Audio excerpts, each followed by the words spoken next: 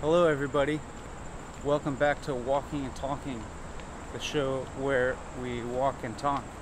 This is the first episode where I'm joined by another person for the whole walk. This is Sam. Greetings. We're just going to be walking and talking continuously.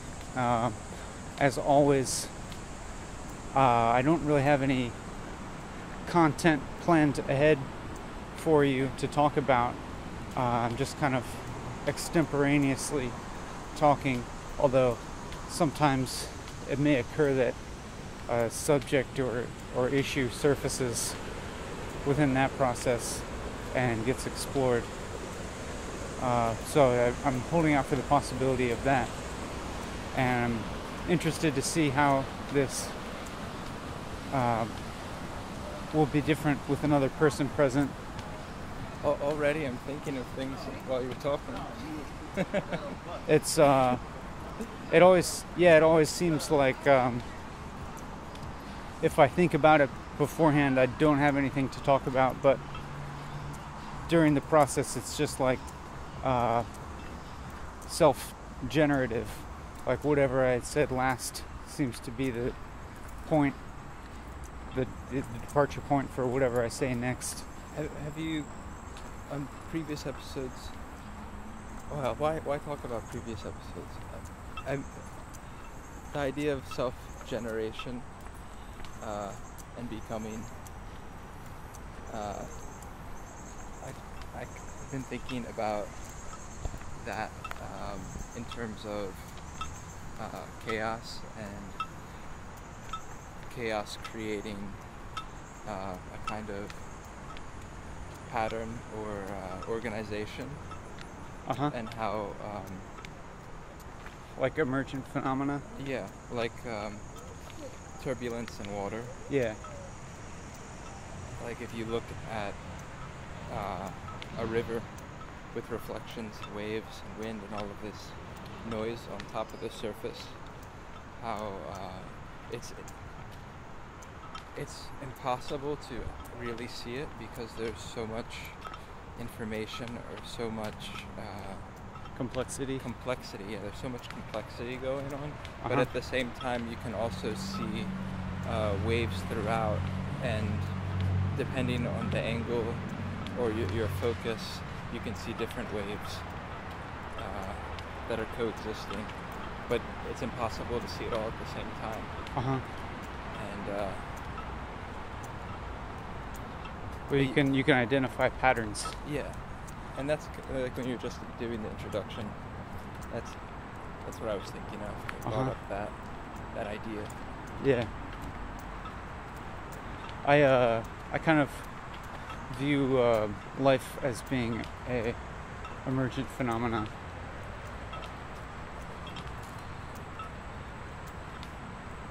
Yeah,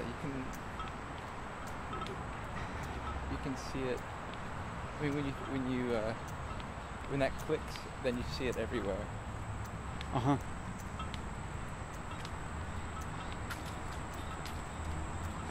starting to kind of think about the content of this conversation that we're having, and I had a thought about whether this content had a sort of quality of profundity or something, or at least an appearance of profundity. And then when I think about that, there's maybe some I like investigate.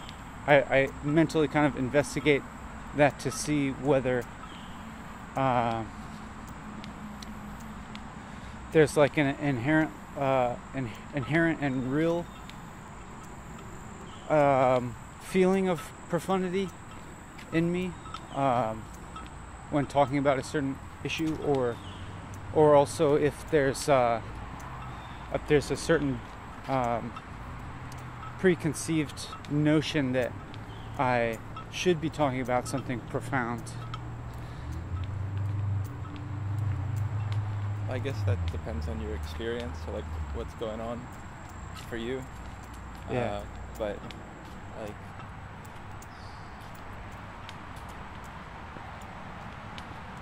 sometimes I enjoy, I think, the experience of going for a long period of talking, and maybe this experience of continually like upsetting the feeling of being onto something, and or this feeling of continually questioning what I just said and thought, and like nothing feeling totally true. I can't say I wasn't honestly having that type of questioning just now. It was just maybe there was some maybe what revealed itself as some kind of preconceived preference for super mundane or something like that.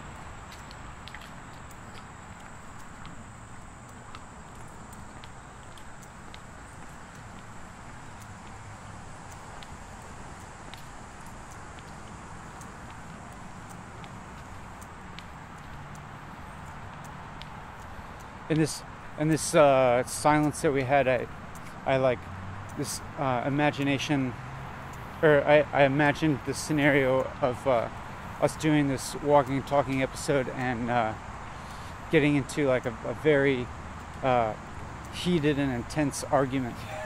Really? Yeah. I was looking at the leaves, and it looks like I like how they're printed on the on here, and I'm thinking about like the like, I don't know, the idea that I or we were sharing, and how like look at the light in that, and like I'm appreciating it without a sense of profundity, or like, I don't know, I guess what I'm hearing when we're talking about profundity is more like when it's used to get some kind of egotistic gain out of something, or like trying to use it as credentials that you can win people's attention or liking or something like that. But also like just having that approach to looking at things can heighten my awareness or curiosity about the world around me, and be less focused on myself. Yeah. So I guess that's kind of what I meant by it's like a tool, and it depends how you use it. Yeah.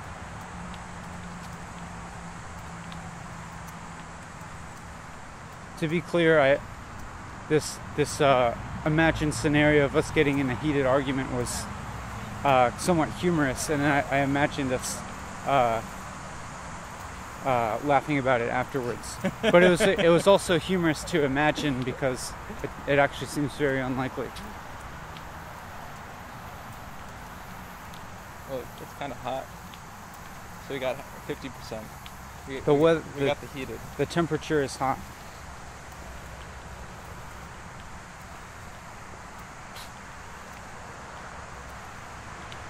I have this thought that perhaps today my mind is particularly clouded and busy and active from a lot of stimulation of socializing and traveling in the past few days. What does it feel like?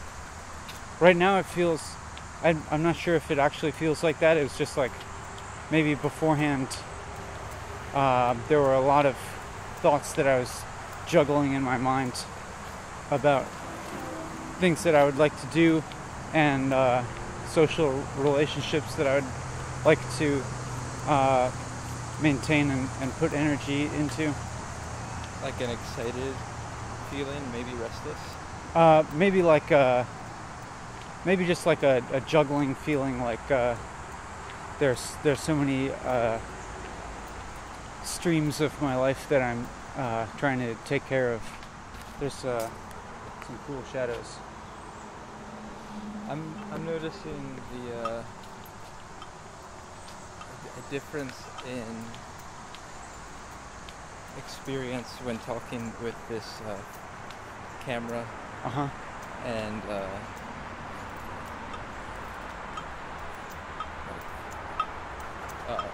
spectator that hasn't arrived yet. Yeah. And how there's some kind of like, how that creates some kind of like engine between us. Yeah. It's an interesting feeling. I recently tried to make videos of talking and looking at a camera, or like just being in the frame and talking while doing something, and found it really, really difficult to, at first really difficult to feel comfortable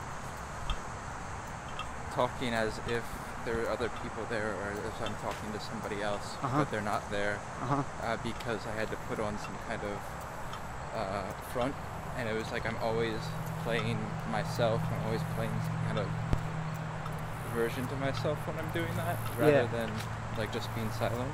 Yeah.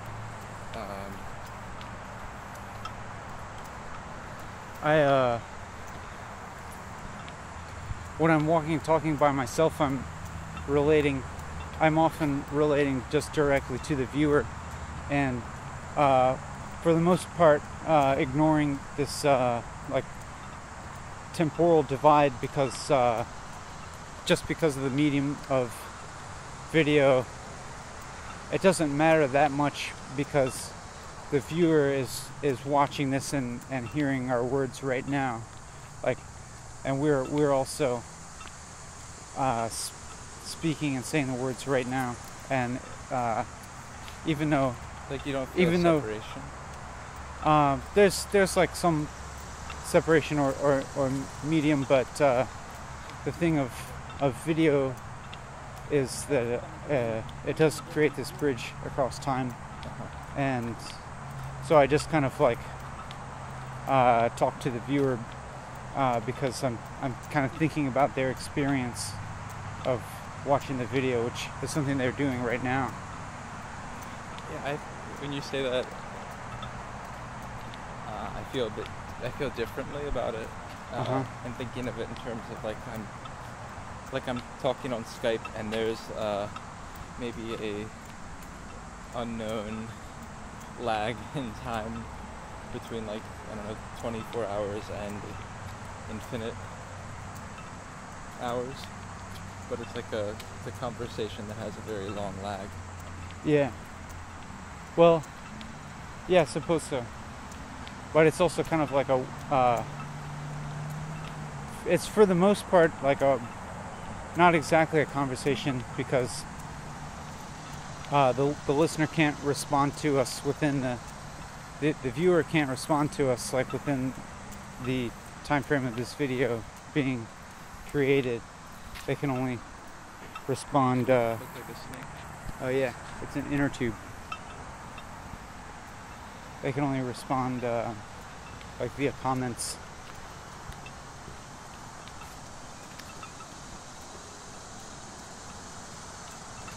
Have you ever gone up there, up to that bridge? No. There's people that rock climb up there. It's pretty cool.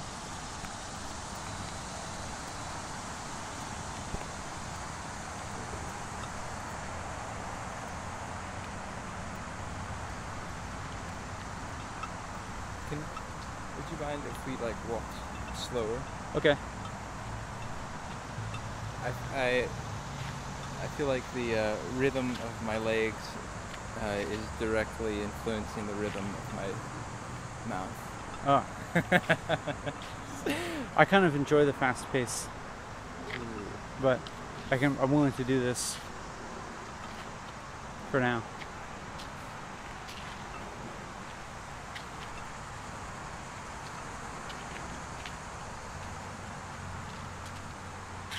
What kind of feelings do you feel towards the viewer?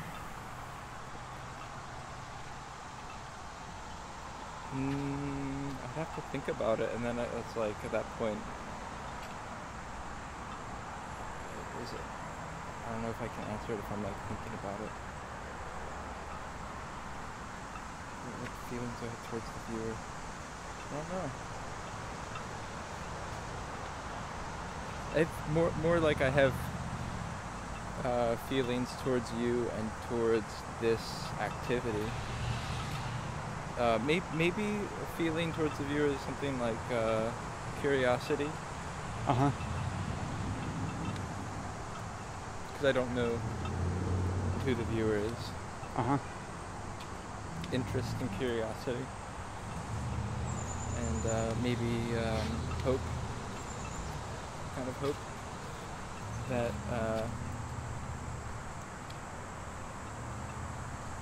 not a hope that's like, it's not a hope that I'm like really invested in or set on, but just a general hope that maybe this will stimulate or produce or offer something of interest or benefit to someone else. And I'm also kind of something I'm personally questioning in my life is this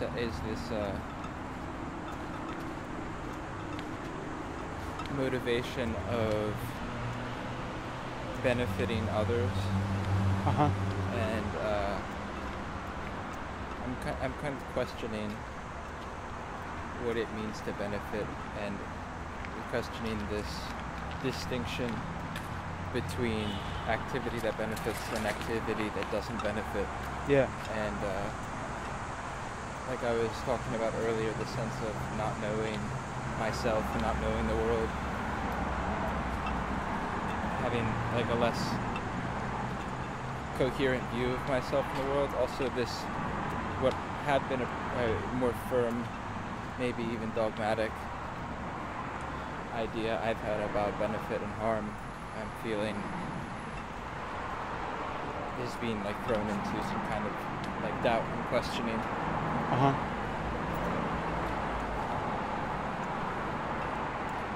Yeah, I think I've experienced that a lot.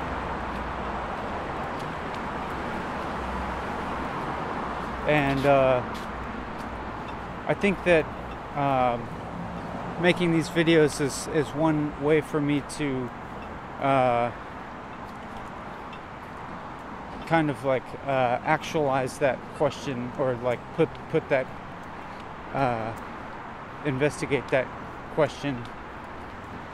Like you're doing it without having an answer to the question. Yeah.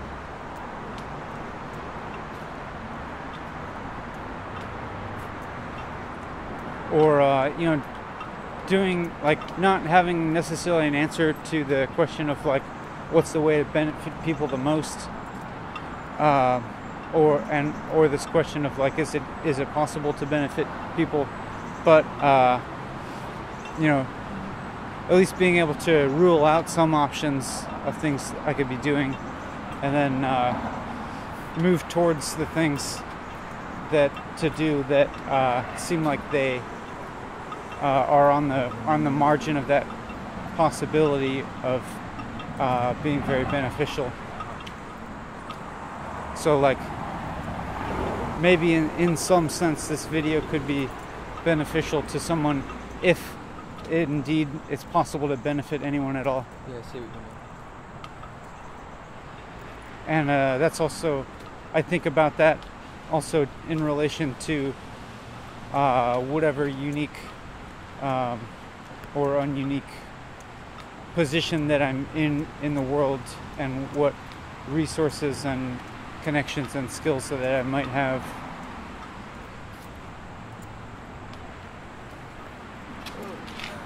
There's a suspended thing. Wow. It's just floating in Look, midair. its backside is sticking out of it. Look at that. Whoa, there's a caterpillar in this thing. That's its home. For now.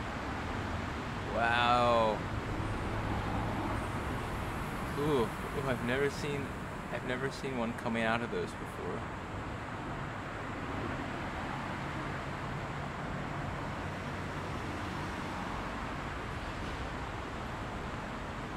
Wow, it's moving up and down a lot. yeah, it came from a very high place. A biker is gonna come by and get that thing Yeah. smacked in his face or chest, or her face or chest.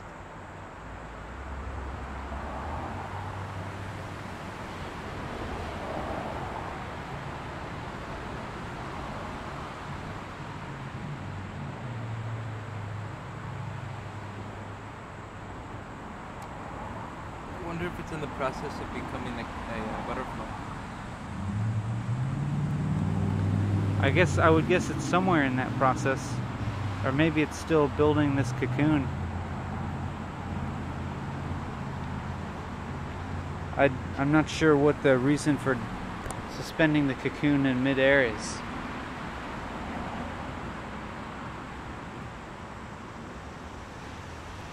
Maybe we should put a road cone under it. It's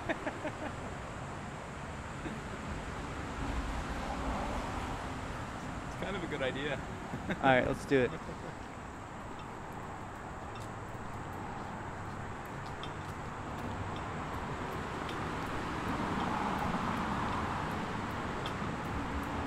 I'm not sure if placing this road cone under the caterpillars is benefiting the world, but it seems like there's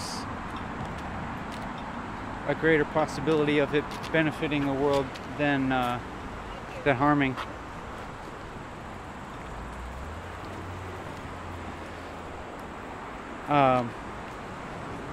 Whether or not it protects the caterpillar or not, and whether or not protecting a caterpillar is beneficial or not, I'm thinking, did those bikers already hit it? No, there it is. Maybe the act of putting this cone here,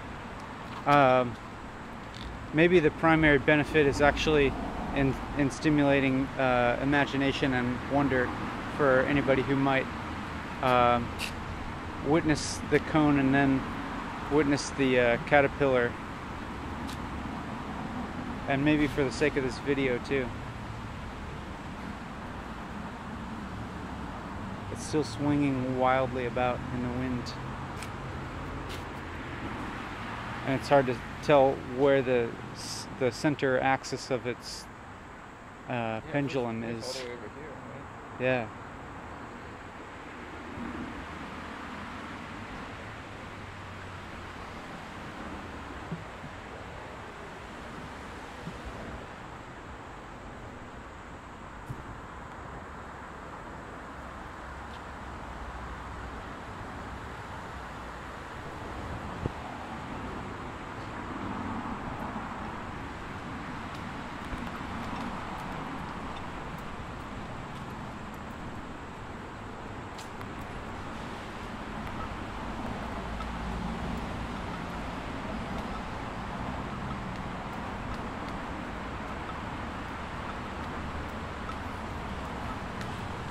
Sometimes in these videos I'll have an experience where I'm feeling like I'm running out of things to say, and in order to keep the stream of talking continuous, I just kind of focus my attention more and more acutely on a finer slice of the present moment, and I'm almost just observing the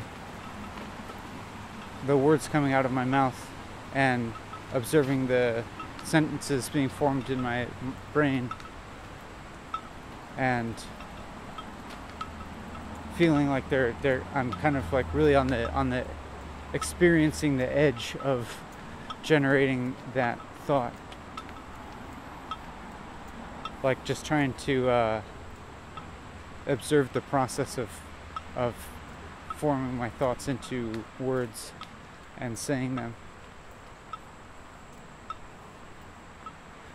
Like right now, I kind of witnessed myself form the words "like right now," and then now I'm remembering like a couple seconds ago when I continued to add words to "like right now," and it felt, as I was saying it, I felt almost a sense of relief that I was able to find something that seemed true to say. And what was true was just that I realized what I was thinking and was able to articulate what I was thinking as the sentence kind of became very immediately self-referential, and that it was just talking about, the sentence became about its own generation.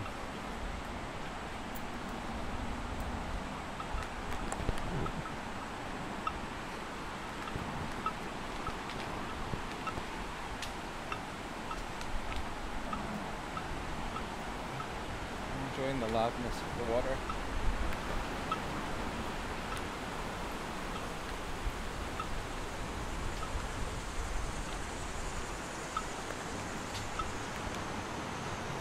And I kind of try to keep talking as much as possible. Maybe just to try to keep all of as much of my thought process exposed as possible.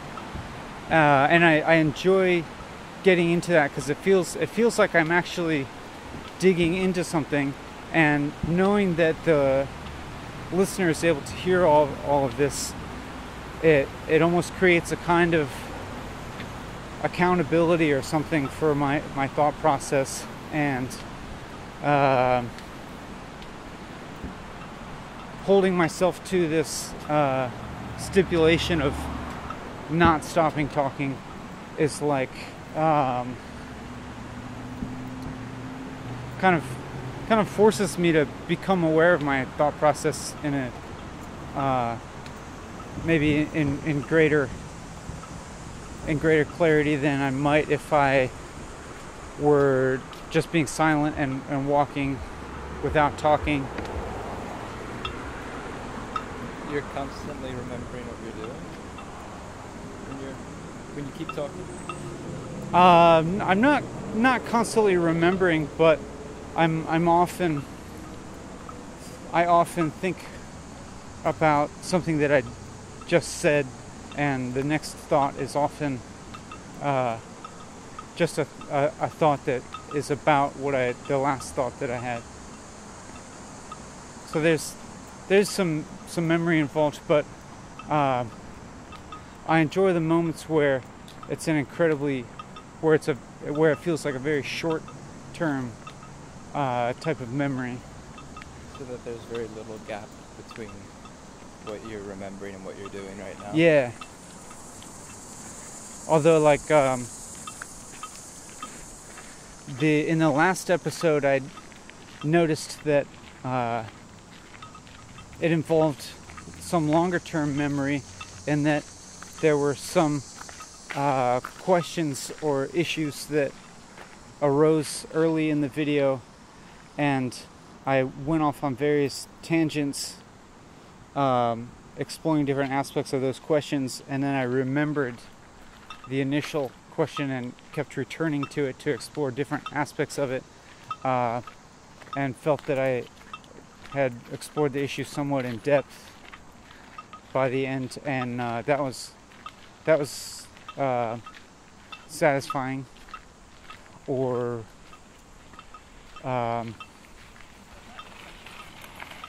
yeah, and it was a new type of video. I feel like some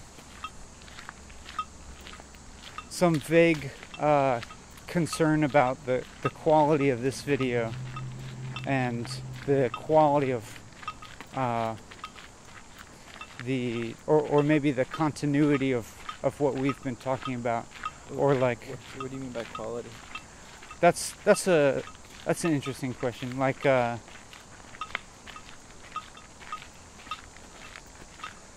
maybe I'm thinking. I think I'm kind of imagining the viewer's thoughts and feelings in relation to seeing this video, and imagining what the viewer might be thinking, and if and whether the things that we're saying seem relevant and engaging to the viewer. And I guess that reveals that I actually like do care about the viewer's experience and want it to be something that's Worthwhile?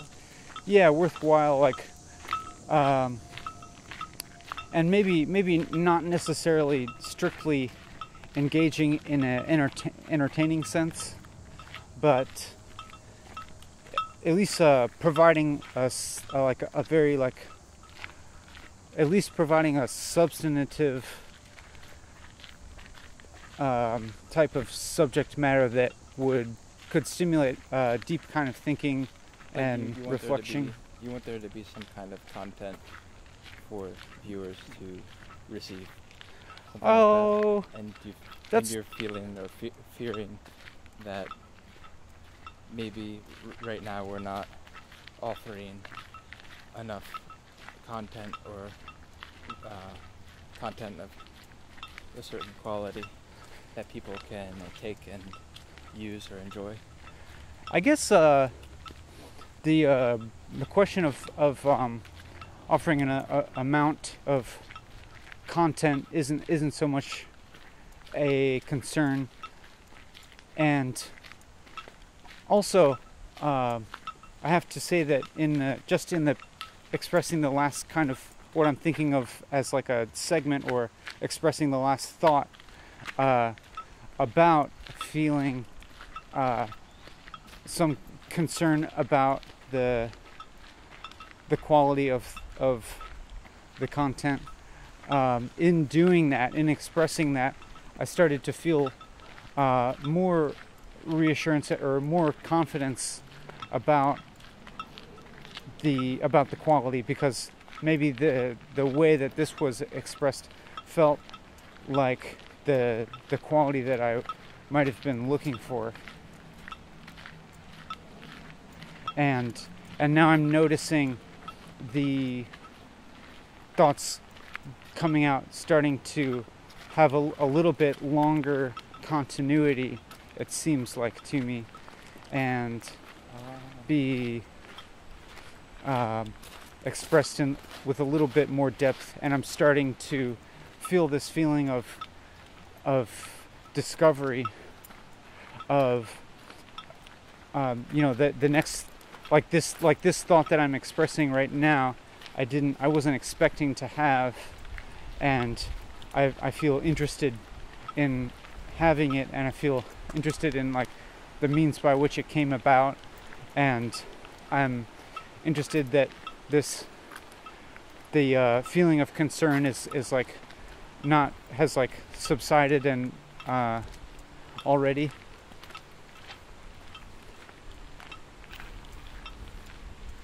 For me, we have a somewhat set amount of time that we're doing this, and having like agreed upon going for this walk together, and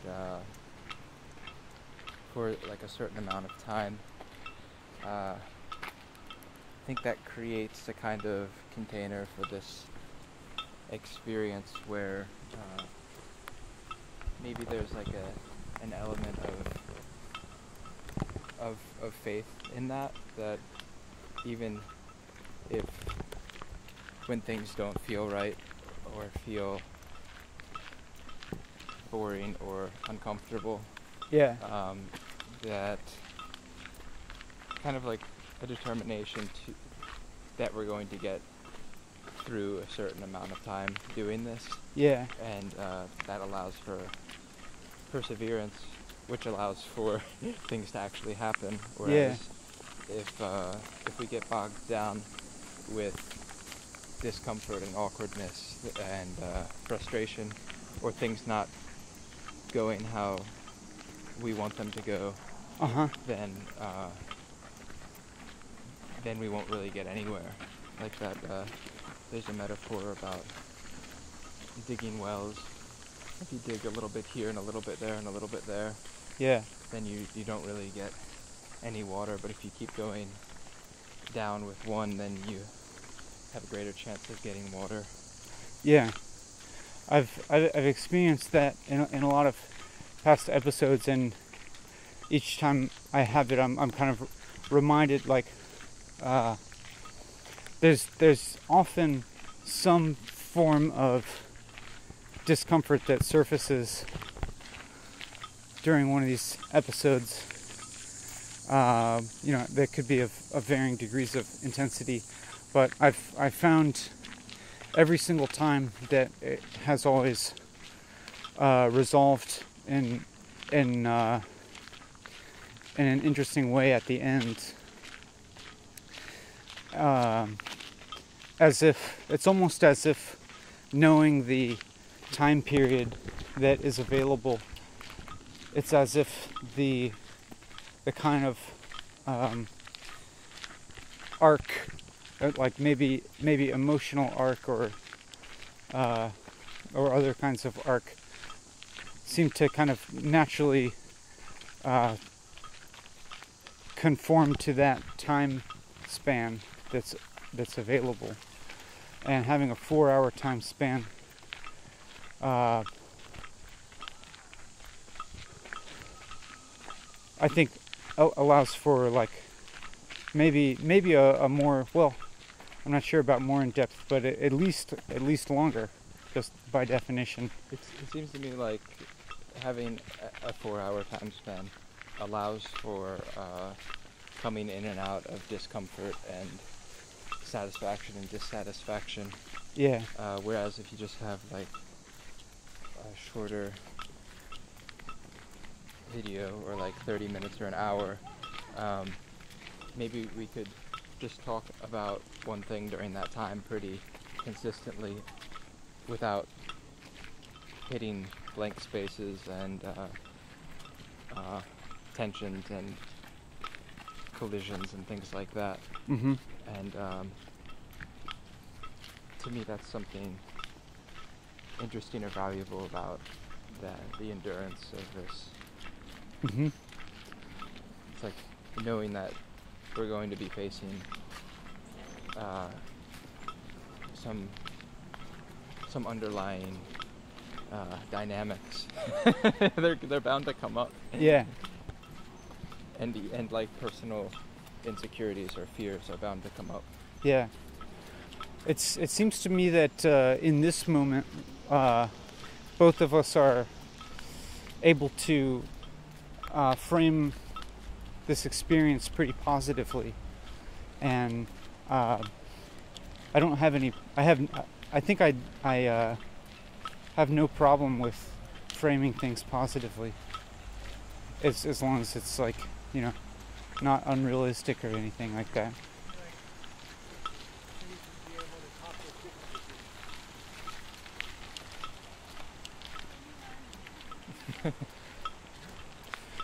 I've been noticing this bottle of water clinking in my backpack for a few minutes now, and like wanting it to stop. So maybe I'll stop and drink some of the water. There's something soft we could put between the bottles, maybe? Yeah, I think there's some paper bags in here that I could put between them.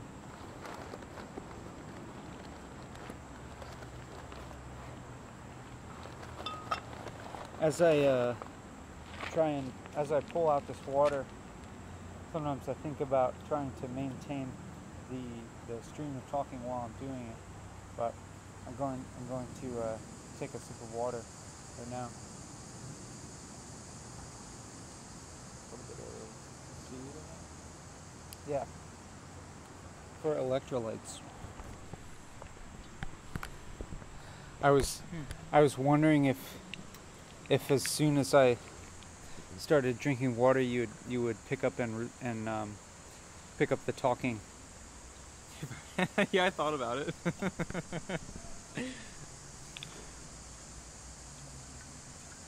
I think so.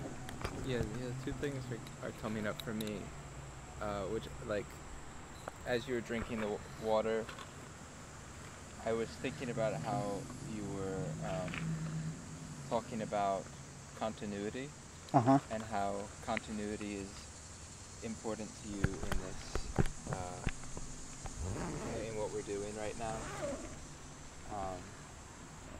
Maybe because through the continuity of talking, there's a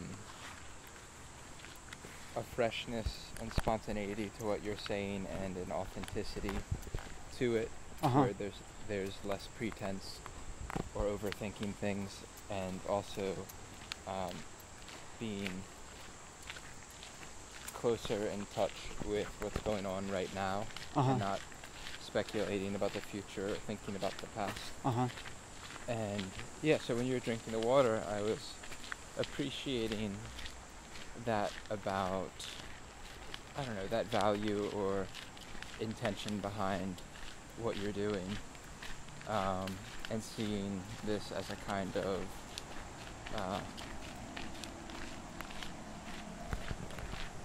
it resonates with maybe my personal practices,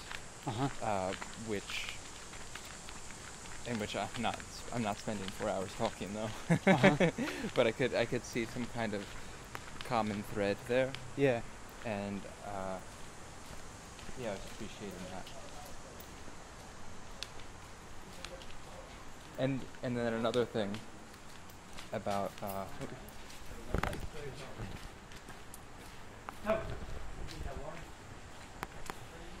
another thing about that pause. I guess so I appreciate the idea of continuity with talking, but also maybe it's difficult for me because I'm finding that if I keep talking, I'm having a difficult time being aware of other things other than like the words I'm saying, the thoughts I'm having, and the vibrations inside of my head. Whereas if I pause and I look around and I just observe what's going on around me and what senses I'm taking in, yeah, I guess I'm trying to like find a balance in between both of those right now. So that when I'm so that I don't go through talking and kind of like wasn't even there the whole time we were walking. Do you know what I mean? Yeah. I think of the continuous talking as like a kind of giving life to this verbal form of thought, and yeah, there's definitely a value judgment I'm making about an awareness of like the surroundings, world, yeah, and my sensations, yeah, versus an awareness of more like mental, verbal experience. I think there's I think it's sometimes it's possible for me to feel somewhat of a merging of all of those things, or to be able to kind of like broaden my awareness in a way that I feel kind of simultaneously aware of the sensory input information here and my physical sensations, and the also the physical sensation of my voice moving and my mouth moving and my lips forming words, and then also kind of trying to investigate the link between that physical process that is happening with my vocal cords and mouth and the mental processes that are associated with it, and they kind of just keep coming into view. It's like I'm not sure if it's really possible to have a total like as if like third party perspective or something on my mental process while I'm still talking, but maybe sometimes there's like glimpses of that or something. Like you can't have a totally integrated experience, but more like a constantly how to say, shift of focusing going on. That might be, but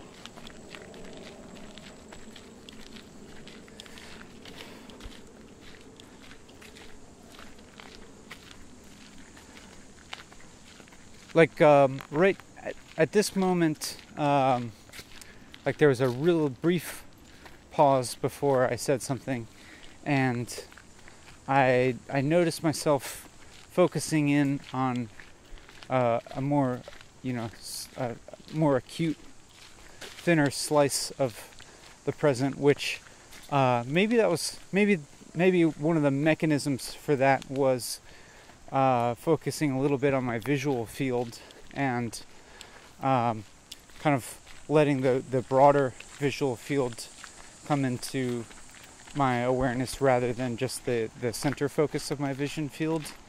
And as I did that, I was at the same time just kind of barely noticing these verbal thoughts come into my awareness, and like just the instant before my mouth started moving, and I'm kind of interested in trying to maintain that kind of intensity of and wholeness of awareness, like while continuing to talk, because I think of it as a possibility for communicating something with the viewer that's not often communicated in words, or trying to get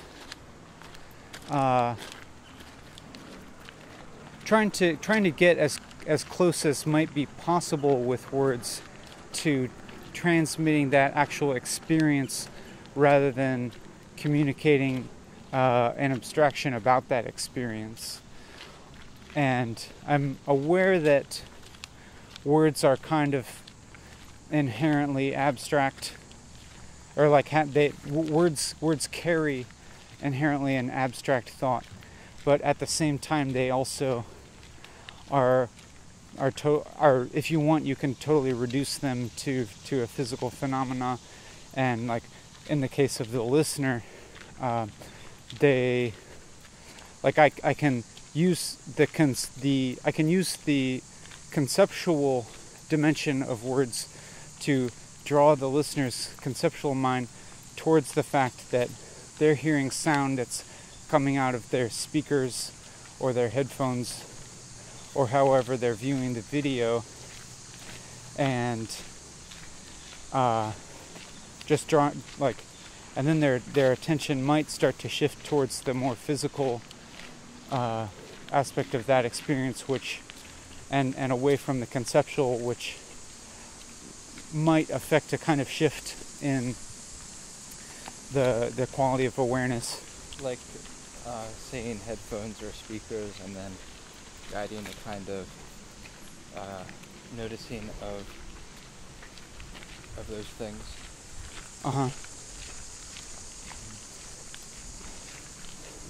Or like the fact that the sound that the listener is hearing like contains simultaneous is like. I wanna. Oh yeah. Oh yeah, these little orange mushrooms.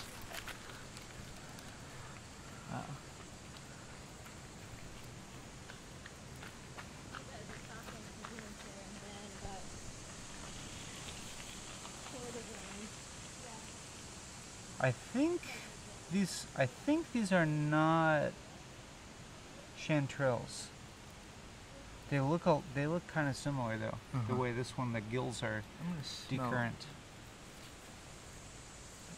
Smell this one. Looks.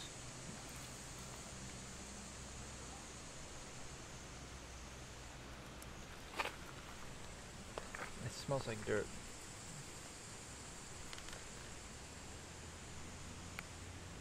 I usually smell a chanterelle. Yeah. But it's also covered in dirt. Yeah. But I think I see these a lot. Usually a little smaller. Like, I think it's the same as this one. Which I don't think is a chanterelle.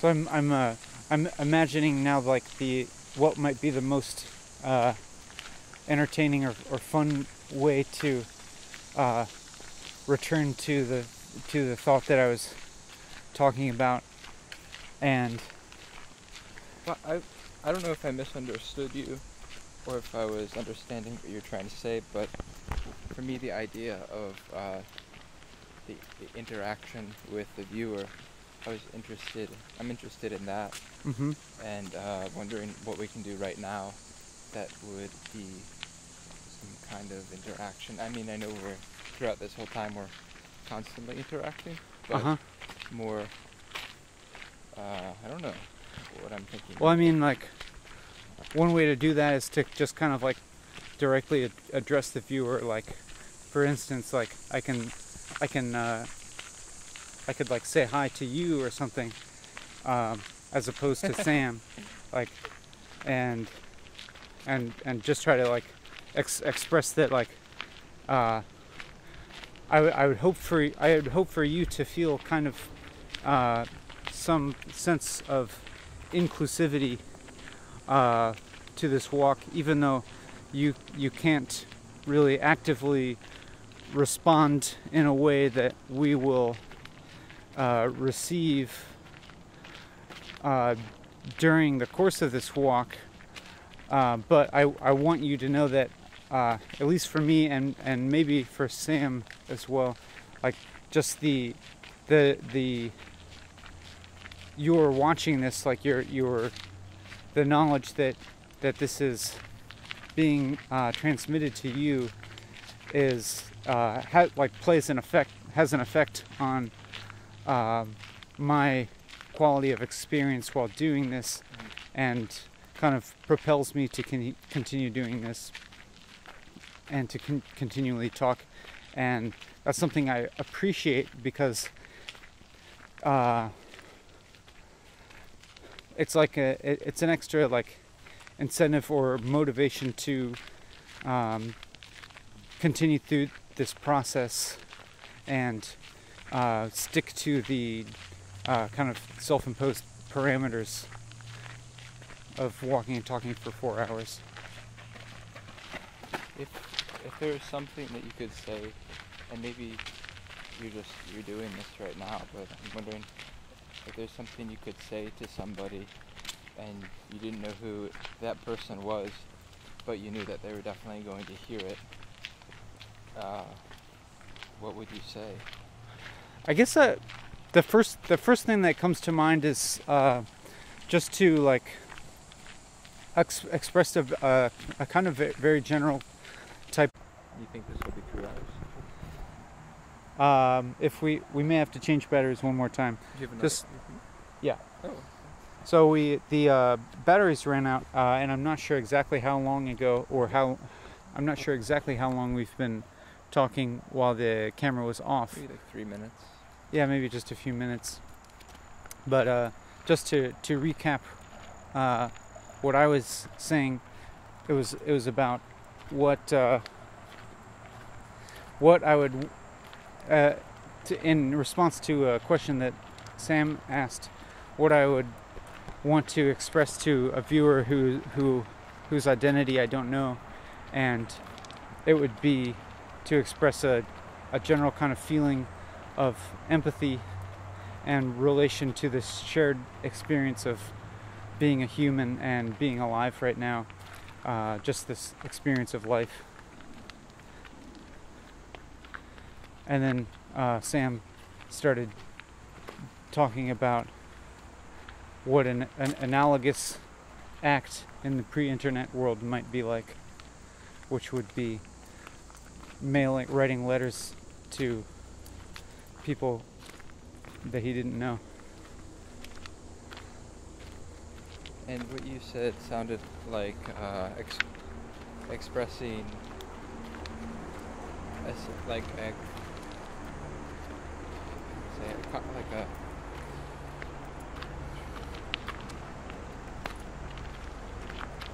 a universality, or like a shared experience of being human with other humans. Uh-huh.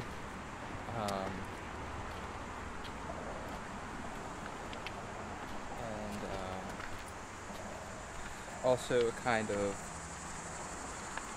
wonder about this mysteriousness of our being, of our existence, of our experience, and that we are ostensibly each in that mystery and experience together. Yeah. I enjoy how you worded that. And I was thinking about what I would want to say.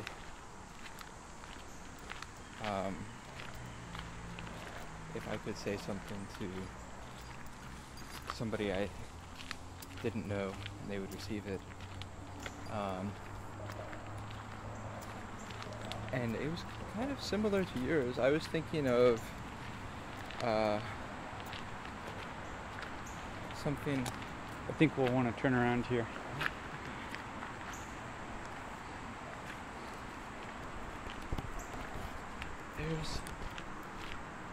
There's another path that goes like that way. Yeah. I don't know where it leads to though.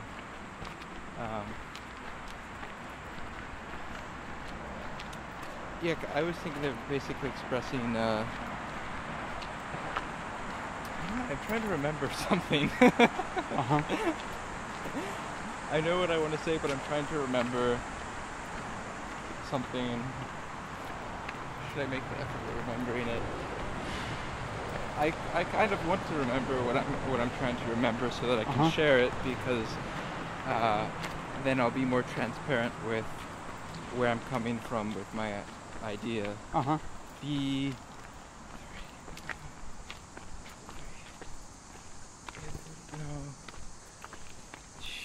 I could talk for a while if you want to take some time to try and remember, if that would make it easier, but it might make it harder.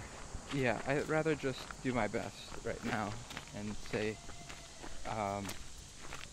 in a book of instructions for how to be a bodhisattva, there's, I think the first one is, I don't think instructions is the right word, but they're like little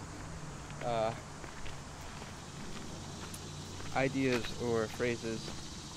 There's maybe like 36 of them, and I think the first one is this precious body, this precious human body, so difficult to obtain, and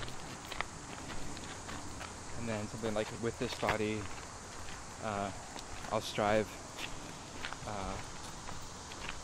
to be awakened, something like that. But that sense, that acknowledgement of the preciousness of the body, and in that tradition, the idea that to to have a human body is a very, very rare opportunity. And whether or not, and that's with the idea of past lives and many layers of existence, whether or not you believe in that or I believe in that, just the idea that of the preciousness and rarity of having a body. You could also just think like you only live once or whatever. Yeah. That kind of cliche, but I think that's something I would want to express. Like, I would want to say like hello, and YOLO.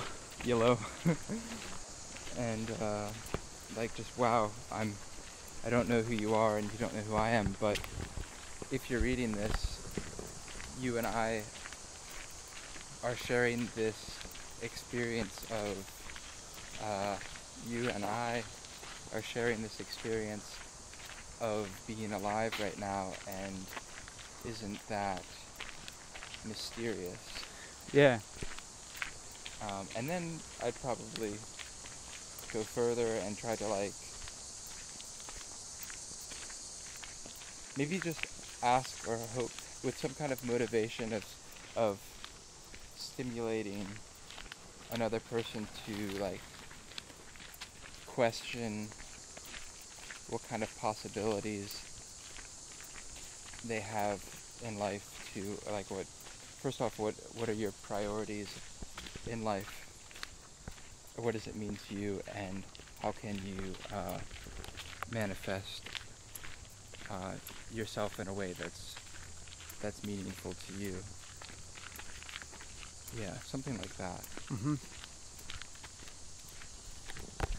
As you were saying that, one thought occurred to me that I might think of what I could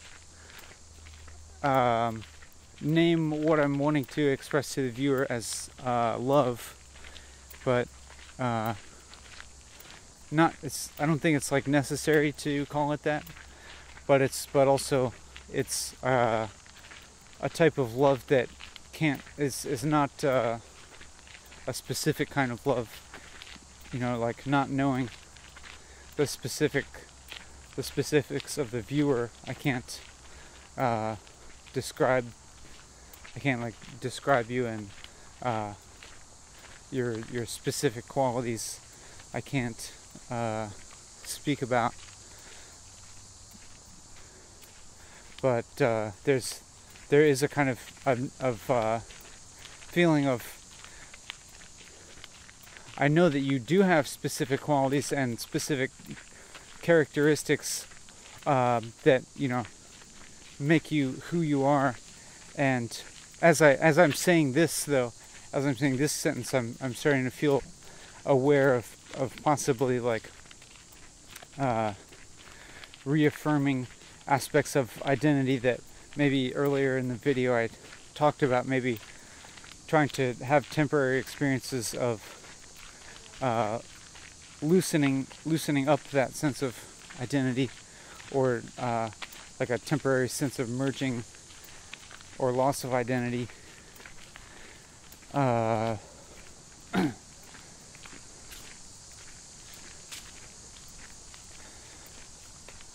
And now the thought I was saying like has less weight, because I was going to say something along the lines of the specifics of who you are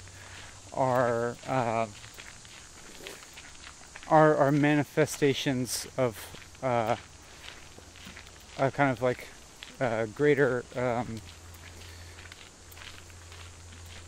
the like greater processes that govern reality as a whole, and in some way the specific is not cut off from the whole or something. But now as I'm saying this, it feels, it doesn't feel like it means anything. like what I just said is almost like a convoluted way of saying nothing in a way. I when you said that, I don't know. It meant something to you. Okay. Yeah, it meant something to me. But when I'm hearing you say this, I'm like a little bit. I didn't grasp all the pieces, all the threads that are coming out. But kind of what I was thinking was whether or not you believe in a clear sense of self or a coherent sense of self, or you believe in a very fluid, non-contained, constantly changing and constantly affected in layers of influence, like not having a self. Whether or not it's I think the way you're describing love still is a meaningful idea. Because okay, so we are these constantly changing, permeable beings, and we're both in that, sharing that as much as like as I mean, do you get what I'm saying? Like, yeah, to the extent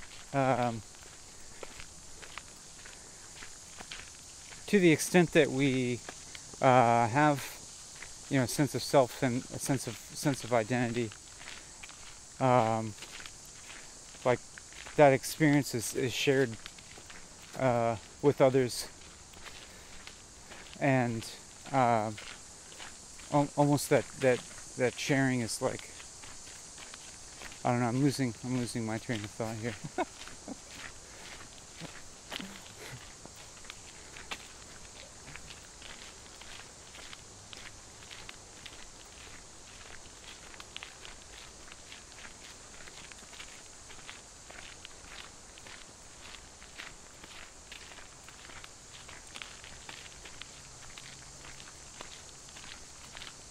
And then when there's this gap, I usually I'll maybe be thinking of ways to jump in with a new thought, but then I just have to start saying something without knowing what I'm going to say next. I'm thinking of whether I want to talk more about self and non-self, or just kind of move away from that. Because as we were talking about that, even though I feel interested in that, and I think it's a value to talk about that and share those perspectives with other people who are interested in that, I find that maybe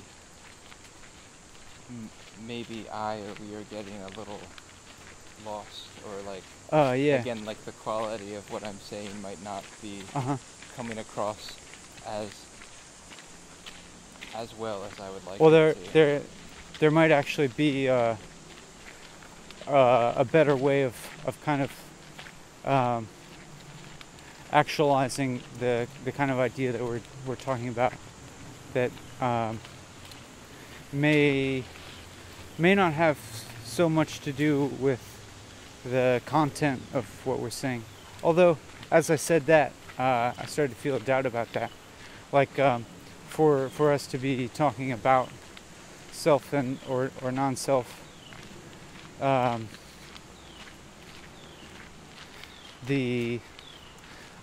kind of wonder if the conceptualizing of that might be stimulated by talking about that necessitates the sense of self from which to as a reference point to that, or like you have to in the background be holding a certain sense of self in order to hold this conception in a mind of there being self or non-self, or continuity between the two.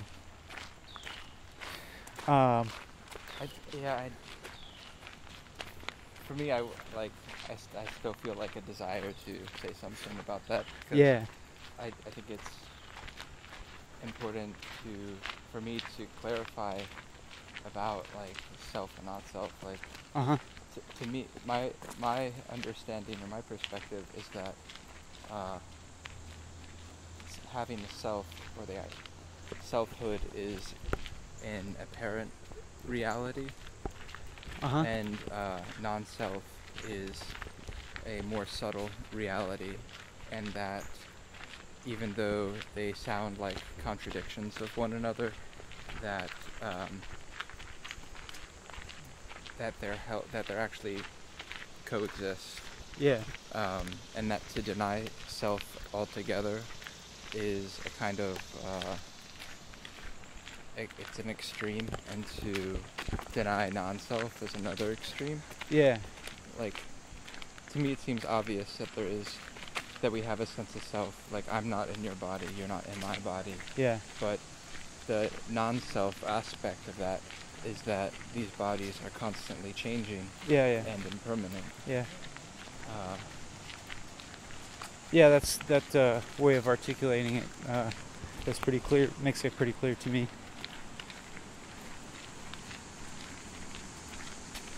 So that's how, I don't know, you can talk and expressing empathy towards another person, this shared experience of non-self or like impermanence.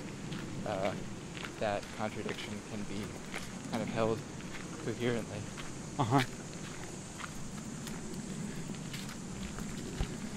I think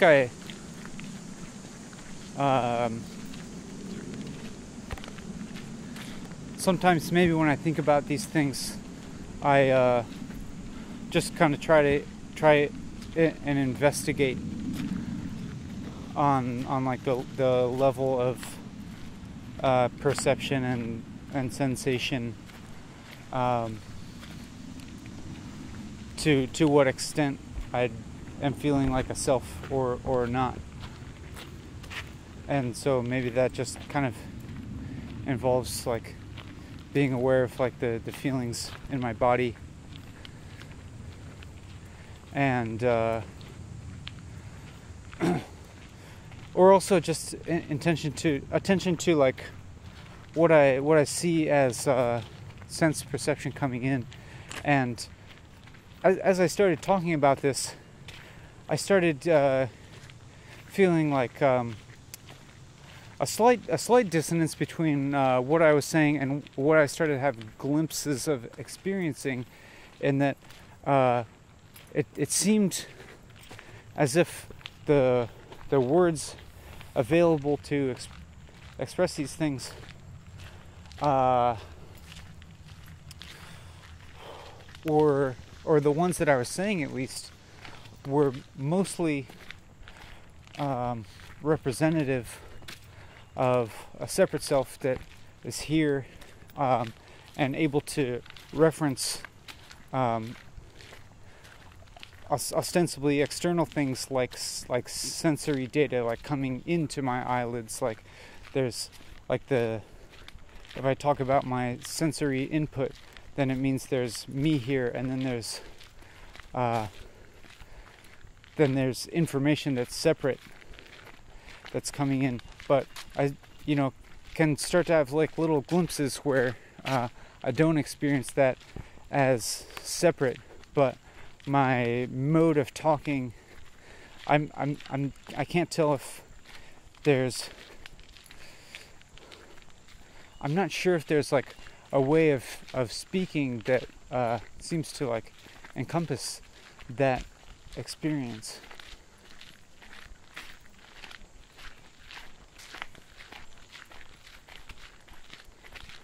Or I mean, maybe it's that speaking itself necessarily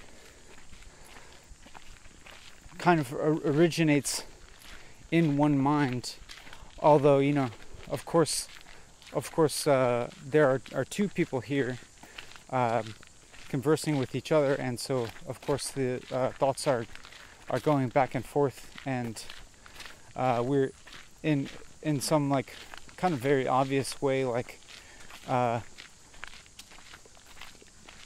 to some extent merging minds or merging consciousnesses just in the form of communicating, and that being a link. And it's almost funny for me to talk about that as being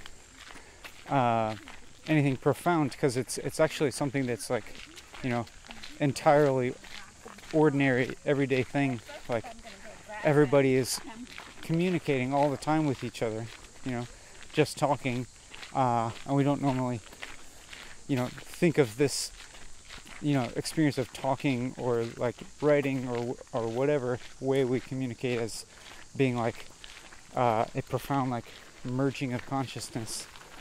But the communication, maybe I'm seeing it at the moment as just as like a manifestation of the kind of togetherness that underlies our like sense of separateness.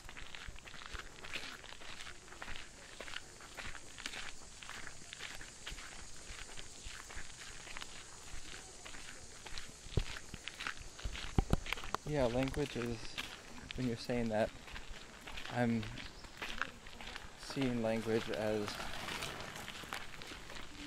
a non-physical body that is like, how to say it, like all of our individual selves are, well, depending on what the language is, but in a group of people that share a language, it's like these individual selves are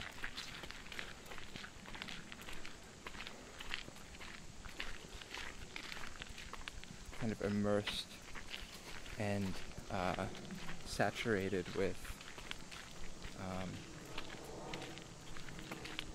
this mental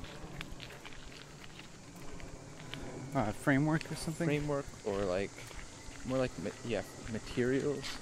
Uh-huh.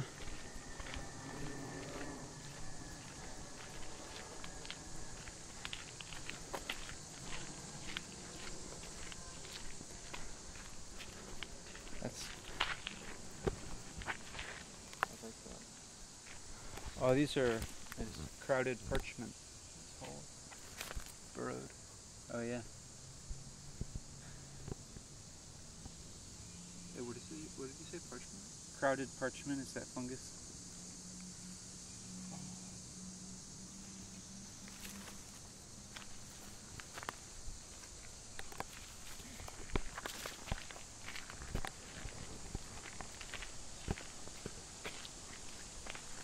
I wonder what the viewer is, what you are feeling right now.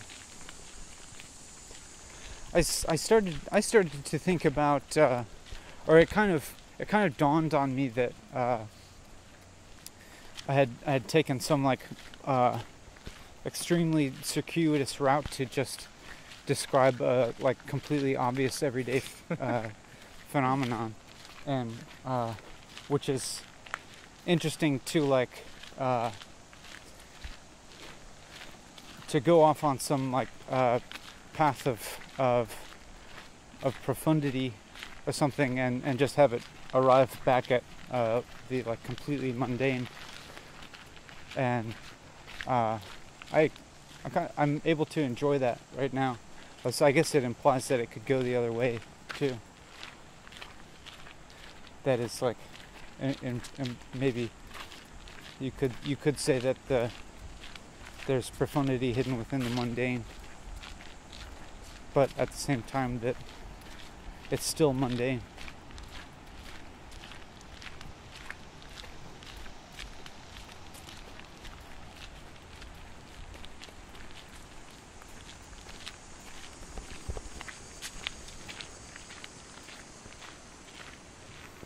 And like it's like kind of when I like notice some cycle occurring like that, it like becomes increasingly apparent to me that what I'm saying isn't important, or that there's or like I get this feeling sometimes that there's nothing important to say, but I still feel okay with that, and I still feel okay with continuing to speak anyways, because it's similarly like knowing that doesn't, put any kind of mandate to stop talking, and maybe I can even continue talking with an increased sense of freedom or something, or like not struggling under like some weight of needing to really express any specific concept other than express the act of talking itself or something. I'm thinking about that you said there's nothing important to say. Uh-huh. And I guess during this walk, sometimes you've been talking more than I have, and I guess part of that has to do with like moments where I'm not feeling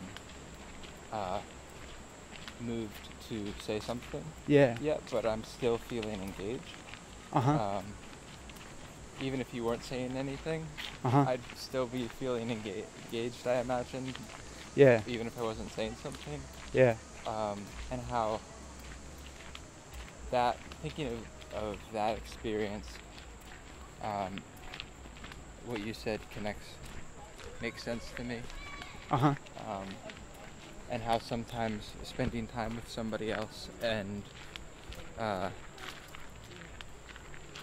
not talking and doing something like walking or cooking or eating. Uh-huh.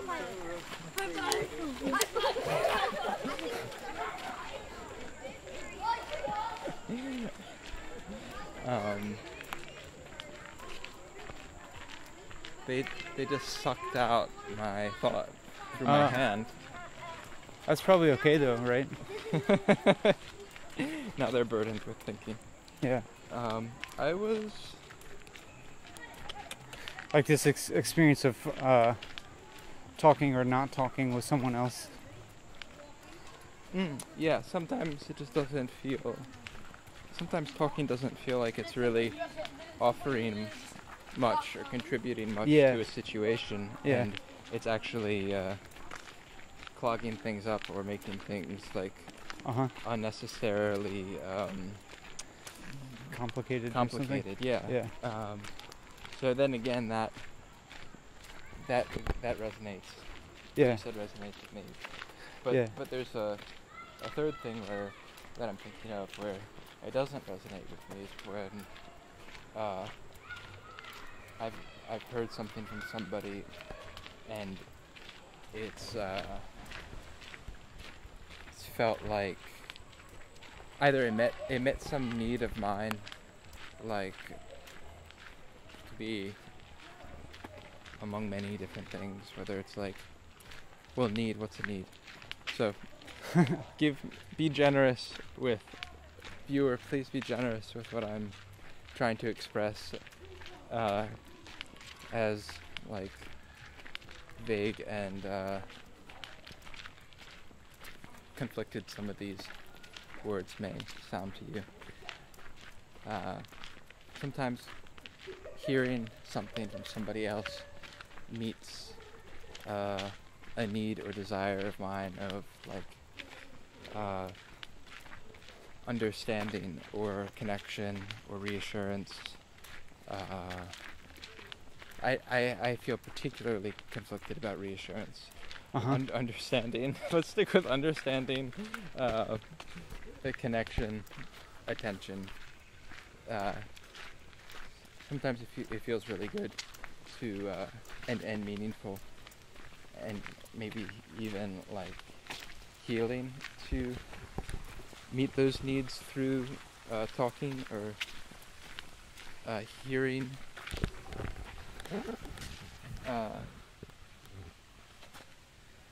Hearing somebody speak to me. What is this?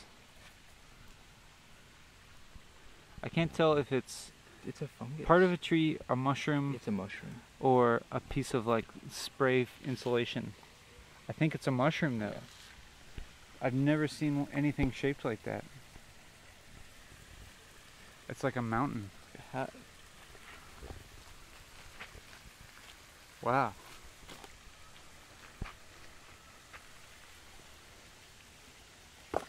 Feels like a dried up gourd, but a very thick gourd. I think it might be foam. Think so?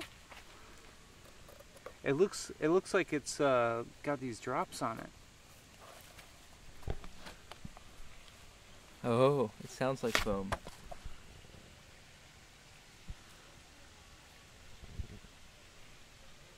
Huh. That's really weird. Aged foam.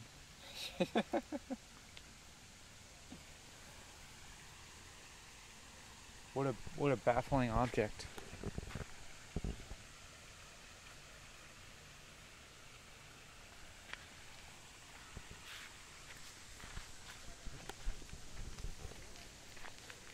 And I think also the ability of language to communicate and preserve certain ideas is like something beautiful. Yeah. Well, it's absolutely crucial in has an absolutely crucial role in maintaining our society. Just in the communication of practical things. I wonder if what you were getting at though is like when I'm thinking of the transmission of ideas through language, I'm specifically thinking about some kind of wisdom being passed on. Yeah. And I wonder if what you're getting at with like not needing to say anything or it being meaningless. I forget what you said. Mostly, I think it was like sometimes I have this experience of feeling like there's nothing important to say. Yeah, nothing important to say. Is like even that idea or wisdom on the verbal level is just on the verbal level, and okay, so you have that and you say it and you keep saying it, and that's of very, very little value. It's of no value unless there's a creation or animation or like action that's that is the real thing that idea is getting at. Is how I wonder like what me saying that how that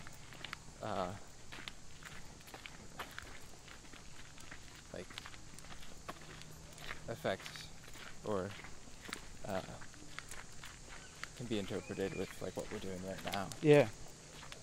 I think of what we're doing right now is we're probably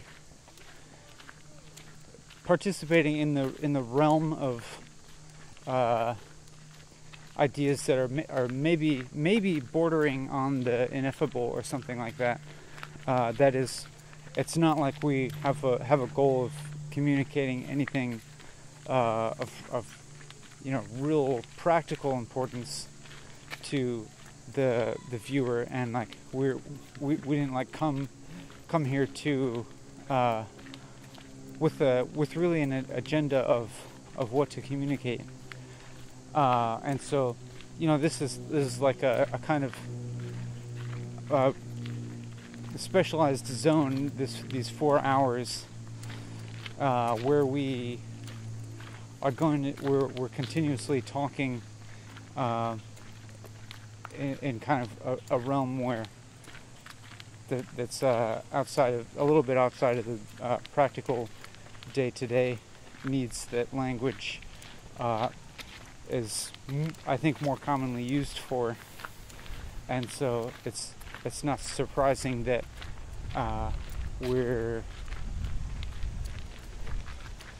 that maybe I run into this feeling of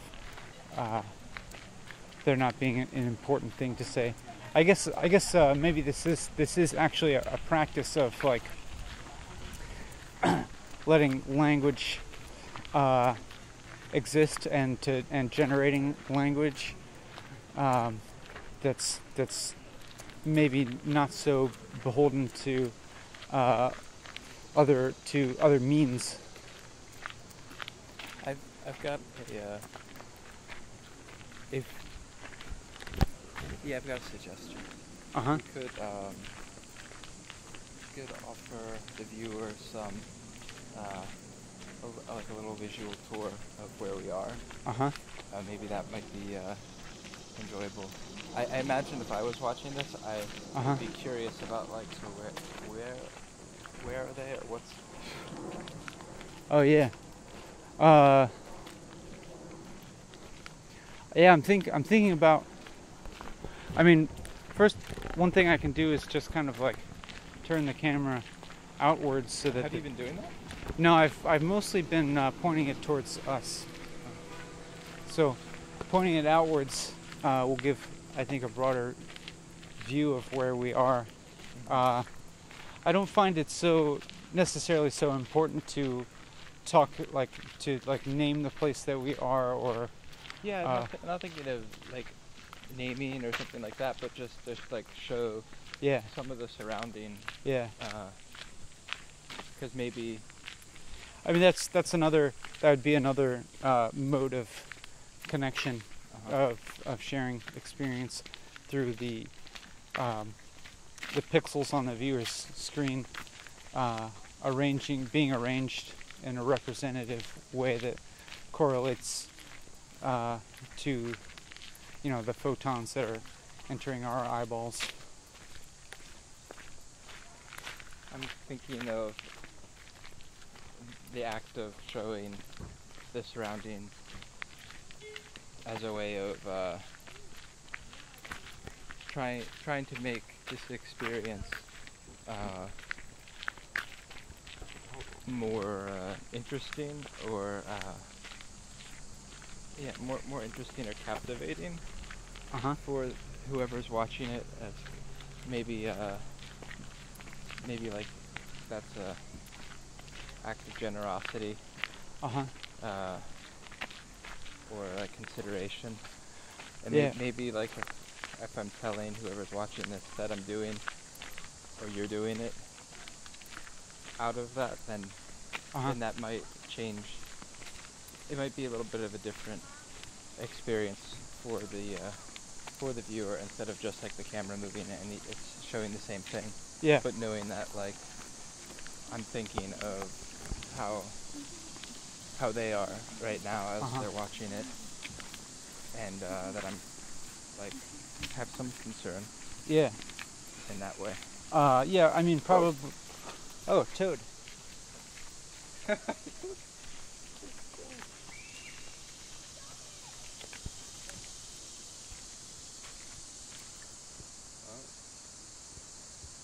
This is Toad Central at night.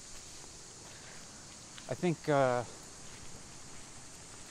general conscientiousness of the viewer's experiences is probably the most important part. And in most of these episodes, I've held the camera pointing outwards the entire time, or most of the time, and received some requests to film myself, and I thought about that, and I thought about filming myself as another act of generosity, and kind of exposing my face and my facial expressions, and thinking about how relating to a face is an engaging thing for a person to see a face talking. And can I hold the camera and do the side of your head? oh, I might want to face the camera while you do it. And yeah, this is a different experience for me. Oh yeah, watch out! There's a bunch of puddles. Of being filmed, this is a very different experience.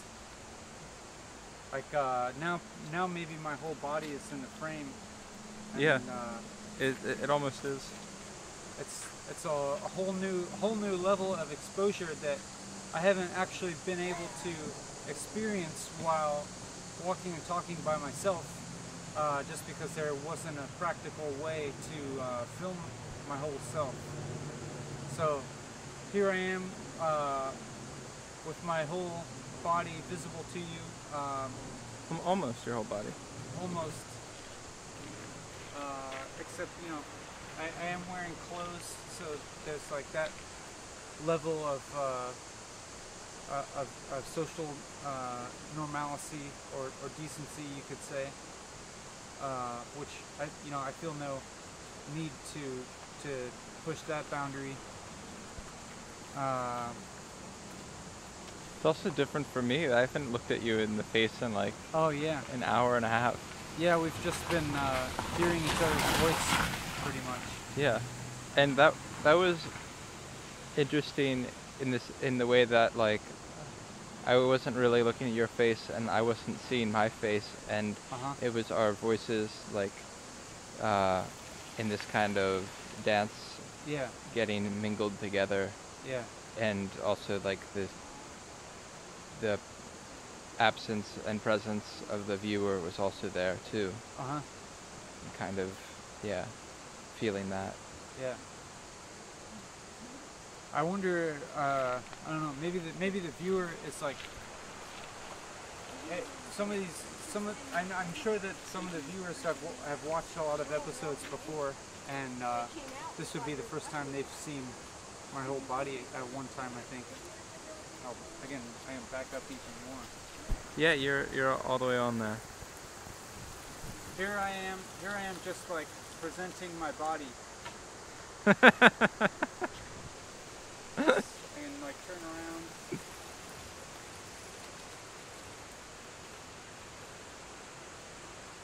It's moving.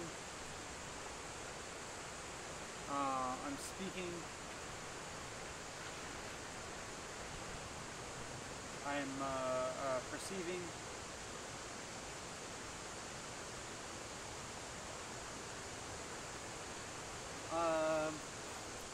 I'm continuing to walk.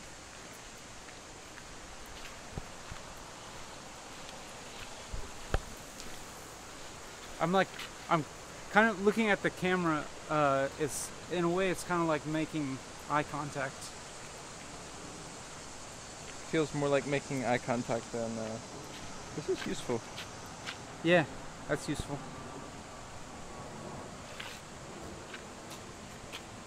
I just found this rubber strap, and I think there's a lot of useful things that a person could do with this, so I think it's gonna join us.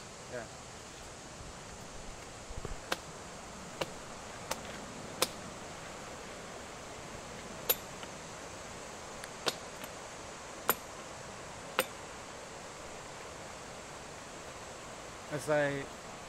As I put this rubber strap in my backpack, I'm trying to maintain the flow of talking, just kind of for the listener to maintain something that's specifically oriented towards them, rather than them only observing this activity of putting a rubber strap into my backpack, which would seem, I would imagine, be a little bit irrelevant to them. because it's more like just kind of specific to our lives.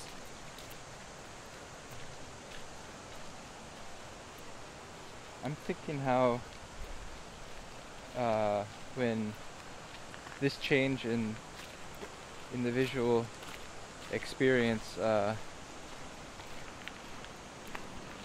takes maybe some of the Could I film you while you're talking? okay how it might take away some of the I don't know, pressure or tension from talking. Yeah, that's or like possible. When if I don't talk. Yeah, if you don't talk, there's still some form of expression just in your physical movement. And also the scene around me. Yeah. And seeing me move through this place. Yeah. Might just be interesting in itself to watch, or have some kind of interesting quality. More than like a up close of my shirt or of my feet. Yeah. Or something like that.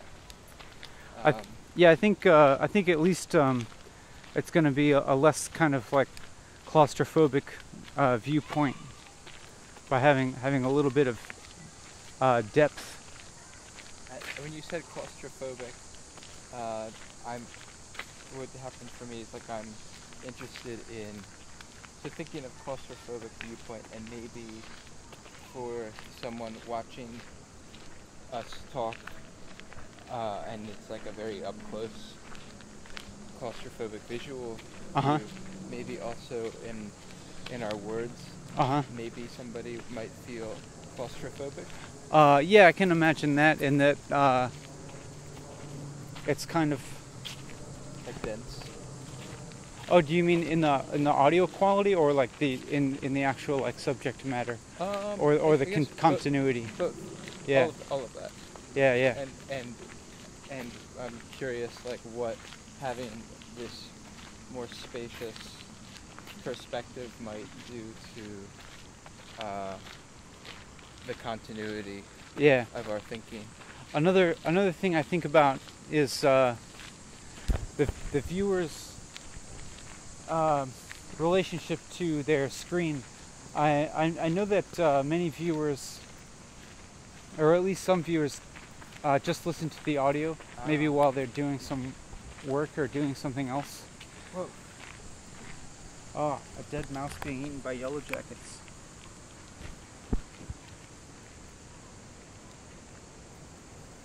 I didn't know yellow jackets eat meat. Yeah, they love meat.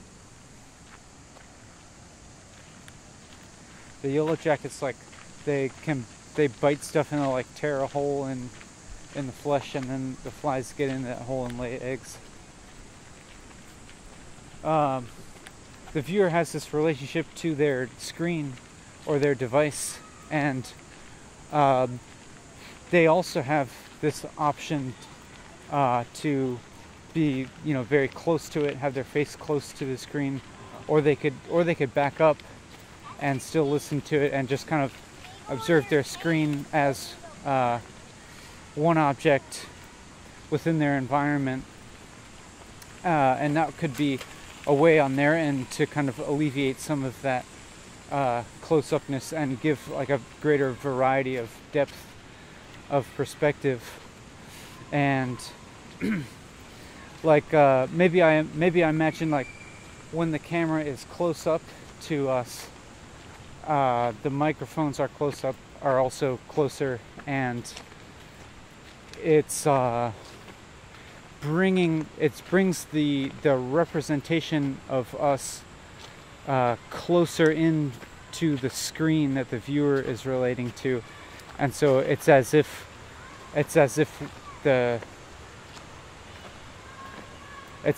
we're closer to them or something like that. And maybe if we're close up to the camera and therefore to the screen, maybe that's motivation for the viewer to like maybe step back a little bit, or put a little distance between themselves and the screen, because then it's like, you know, the computer or whatever is like kind of a representation of us in the viewer's space. And if the camera is farther away from us, like when we are filming each other talking, and there's more depth of perspective within the digital representation, maybe that means there's more for the viewer to experience being close up to their screen or speakers. But I'd like to. I noticed that we're talking. It sounded like you were talking kind of like to me. Oh yeah, I yeah. wonder if we could like talk more To the viewer? to you, Yeah. or with you. Oh right. I was thinking, like, it could be interesting. Having, like, I wonder if having some kind of interaction during this time that we're together, where I mean, the idea that I had is making some kind of suggestion to the viewer, and then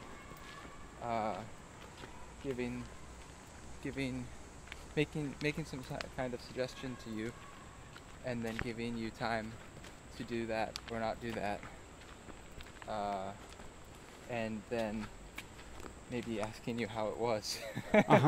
But you know, the lack of response might make that a little bit difficult, maybe, or awkward, but at the same time, Or maybe like we just have to kind of imagine their response, if that. And just the ideas that I had off the kind of spontaneously were like, maybe right now you could think of someone, and if they're like nearby, then you can like take a break for a moment, and maybe connect with them, and just like I'm not sure how specific. I mean, I could be really specific with certain things, but that kind of like thing, and then come back, and or it could be more of like a journaling or artistic activity, as a way of like processing what's going on for you right now, and kind of staying in tune with yourself. And yeah, there's always this option of pausing the video, and resuming it later. I often like to do some kind of somewhat kind of repetitive manual activity if I'm listening to a long piece of audio, or even watching a very long video, like cracking nuts, for instance. If I happen to have a lot of nuts to crack. Big skin of a tree. Yeah.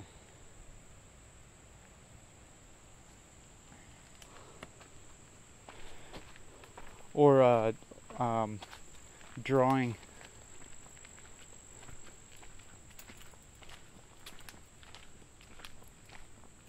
I wonder what you're doing as you listen to this or watch this. If you're like giving your full attention to it, or if you're taking it in while also doing something else.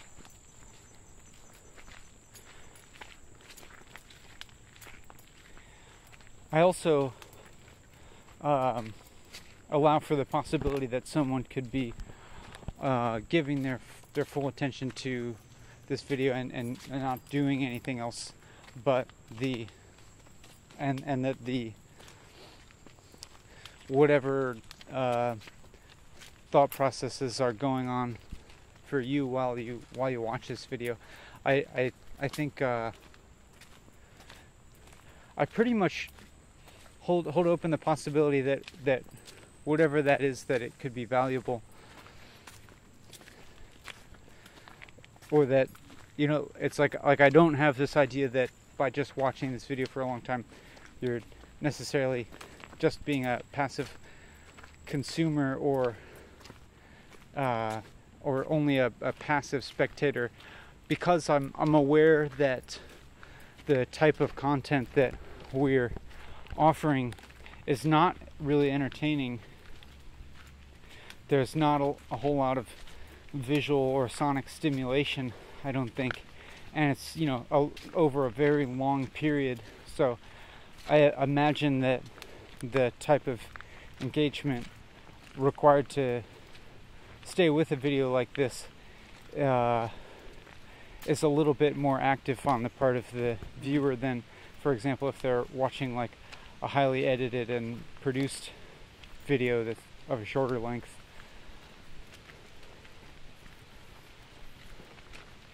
And I also allow for the possibility of a viewer kind of like drifting in and out of paying attention to this while it's playing. And just want to reassure you that that's fine, and I don't think you are like missing crucial bits of information if your attention has like drifted off to something else. I don't think it's important for you to like go back and rewatch sections of the video. And if you're watching and you feel some kind of sense that you should finish it, I have no idea if you do or don't. I'm just speaking from my experience. If you're watching a video, even that I'm not enjoying or don't feel like I'm getting much out of, sometimes I'll keep watching it, either because I'm like, well, maybe it's not a should, but maybe it's this hope that like, well, maybe something's gonna happen. Or maybe I'll get something out of it. Yeah. And just kind of keep on holding on to that. Yeah. And like, it's yeah, I would mostly hope that if you're continuing to watch this video, it's because you're actually continuing to feel engaged by it, or at least continually enough. There is something in it that stimulates you in some, or connects with you in some way that is, you know, causing you to remain interested, rather than, well, I mean, I guess I would allow for the possibility that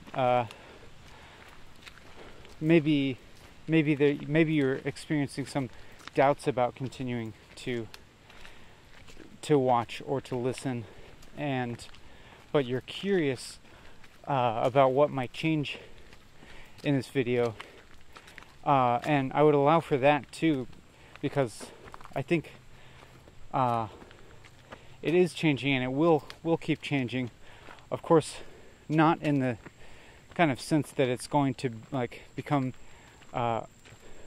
vastly more stimulating. I don't think in like it's not going to jump towards you know, it's not going to turn into jump cuts of like women in bikinis and Justin Bieber singing to you, or you know, whatever it is that might be like immediately stimulating to your desires. Not to imply that that you're a very like base kind of Philistine person that is only interested in sex appeal or something like that. But even just like a music video or an interview, something like that.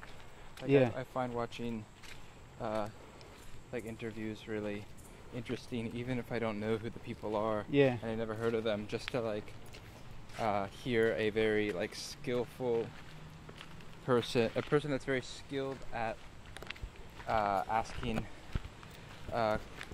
questions that kind of penetrate and expand of what a person thinks. And I don't think we're really doing that. Yeah. But that's something that I find really like captivating. Mm-hmm. Pulls me in, and I want to watch more and more. Mm-hmm.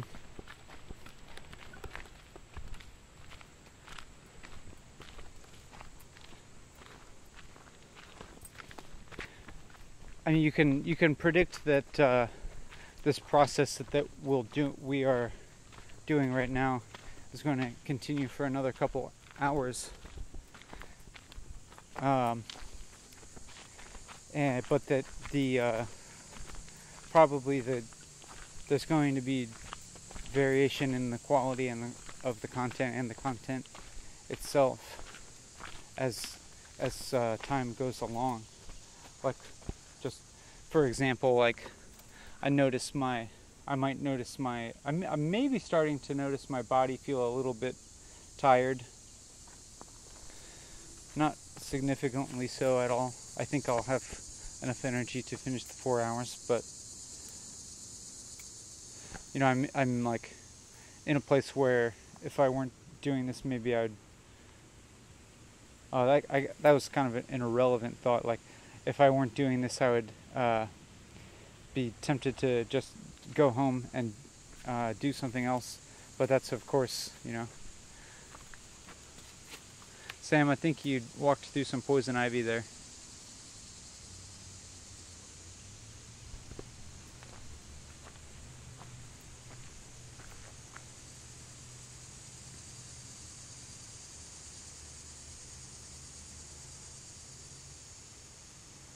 I'm finding myself wanting some stimulation, and I'm rubbing this tree and getting some stimulation. It feels good. like it's feeling the texture of this tree against my palms. It's like kind of like the feeling of the first couple sips of coffee in the morning. It's like waking up some neural pathways that weren't active for a while. Oh yeah. And it feels really good. Yeah, now that has me thinking of whether I should do that or whether I should like abstain from that.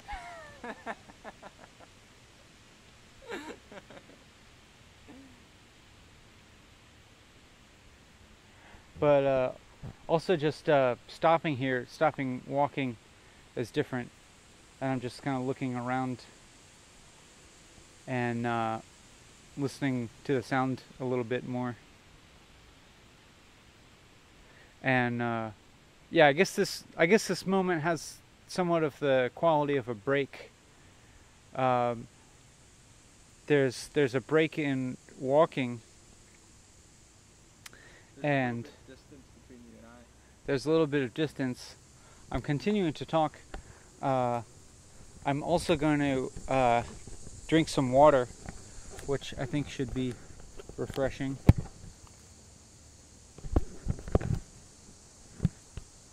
I'm trying to find a place to set the camera.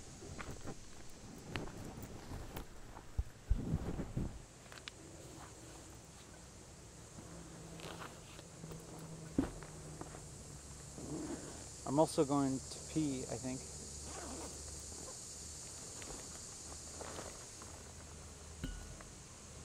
And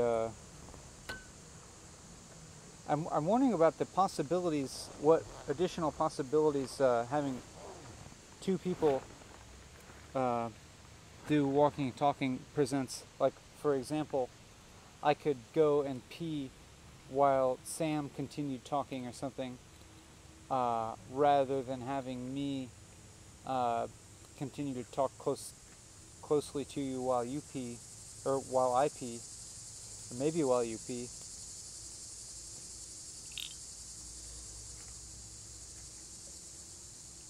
A little little bit of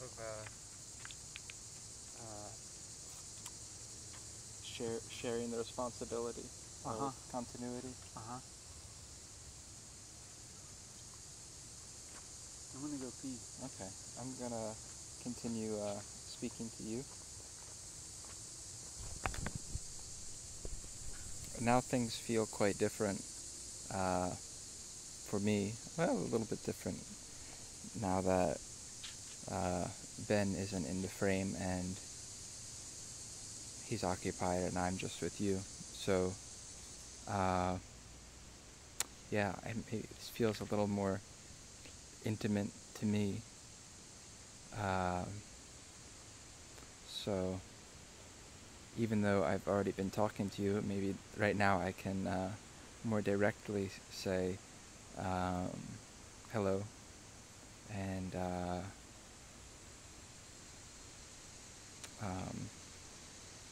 I hope you are well.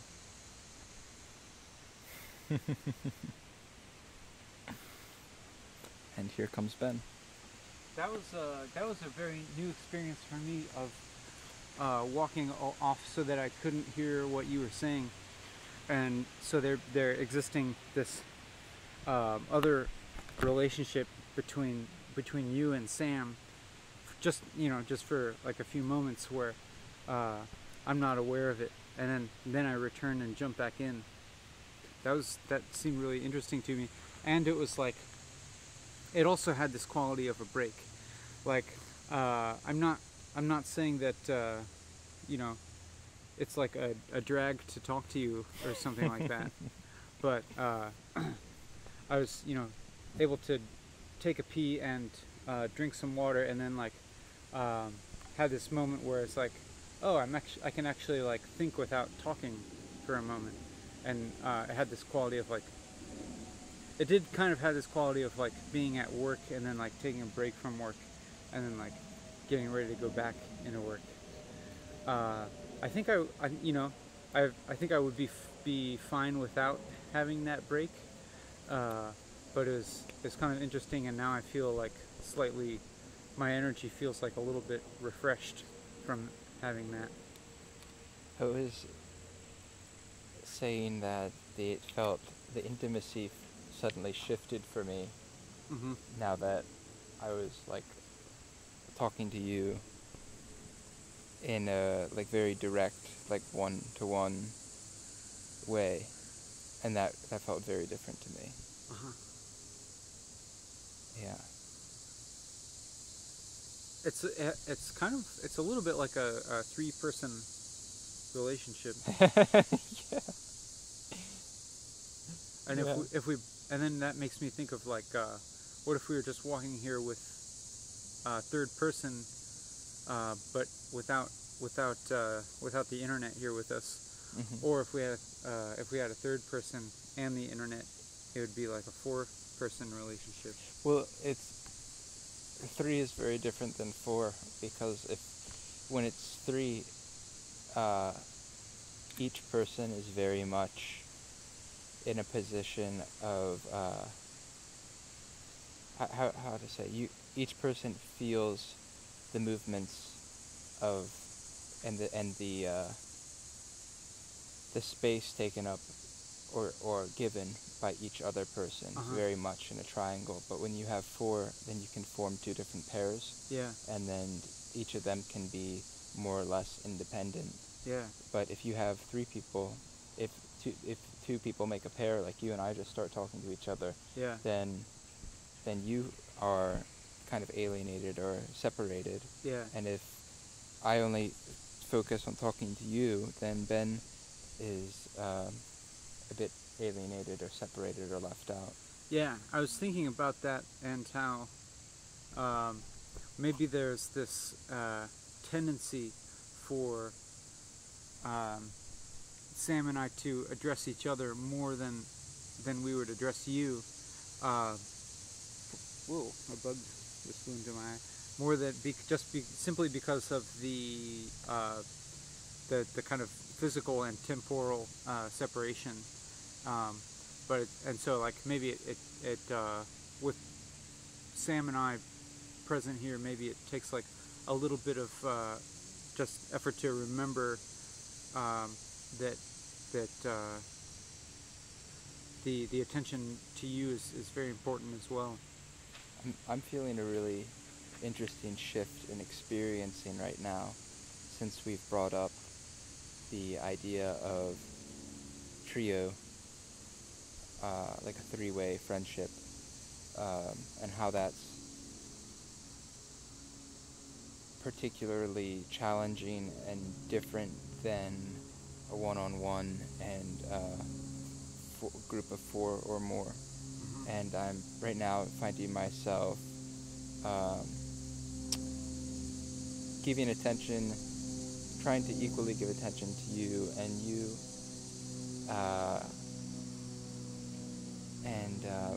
and before I'm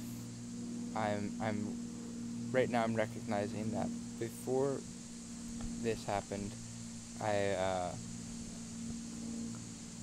wasn't feeling the one-on-one intimacy connection with Ben. Neither was I feeling one-on-one with you, and I also wasn't trying to share my attention with all three at the same time as much as I am now. Uh-huh. I was more, I think, in my own head, listening to what you're saying and thinking of what to say, but yeah, more in a bit of a more isolated way. Mm-hmm. And right now, even though the camera is holding the place of you right now, it feels like a more substantial presence of another being, in a way that I didn't feel so much earlier, which is pretty Mm-hmm. interesting. Yeah. I think, yeah, Sam kind of expressing that shift is also affecting my shift of experience in a similar way.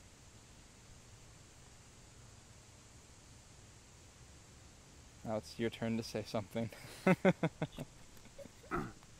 Yeah. Yeah, leave a comment. You can just like put that moment where it was my turn to say something, when we all acknowledge that we're all equally responsible for this relationship. Yeah. Yeah, that could be a good, put a time cue in there, and then time marker, and leave a comment if you want to. It might feel a little strange or something like that, but maybe not.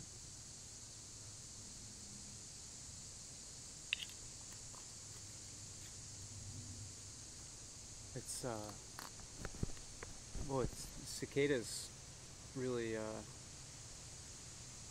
are really like a kind of indicator of a certain time of year for Yeah. me.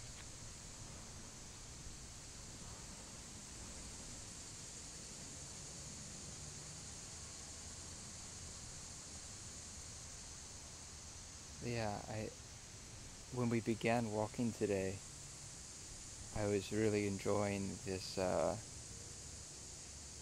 feeling of late summer, and kind of remembering more of a childhood memory of the feeling of summer being like kind of endless and just feels like forever. Kind of having a memory of that when we began our walk today, but also the like hints of fall coming, like a slightly cooler air, or kind of like the plant life having expended so much of its energy in flowers and fruit, and now are dropping nuts. It's kind of a sign that they're getting tired. Yeah.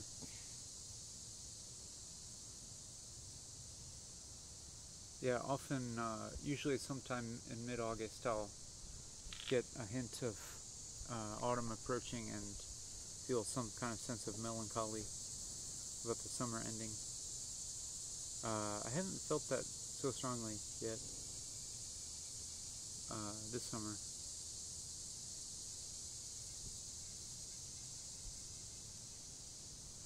I wonder about the because of the because of this video um, allowing a temporal flexibility of when it's when it's experienced.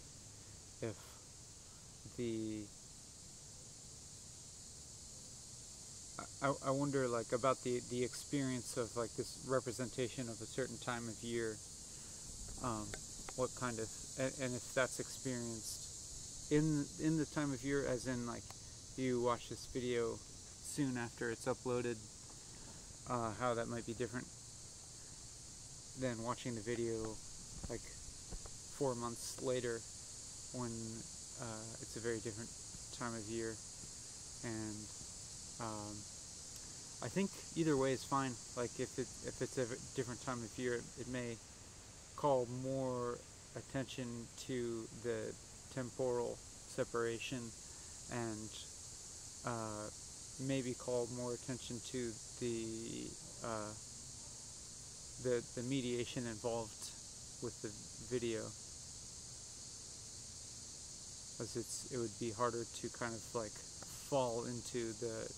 sink into the reality of being like present here, being physically present in this immediate physical surrounding that Sam and I are in.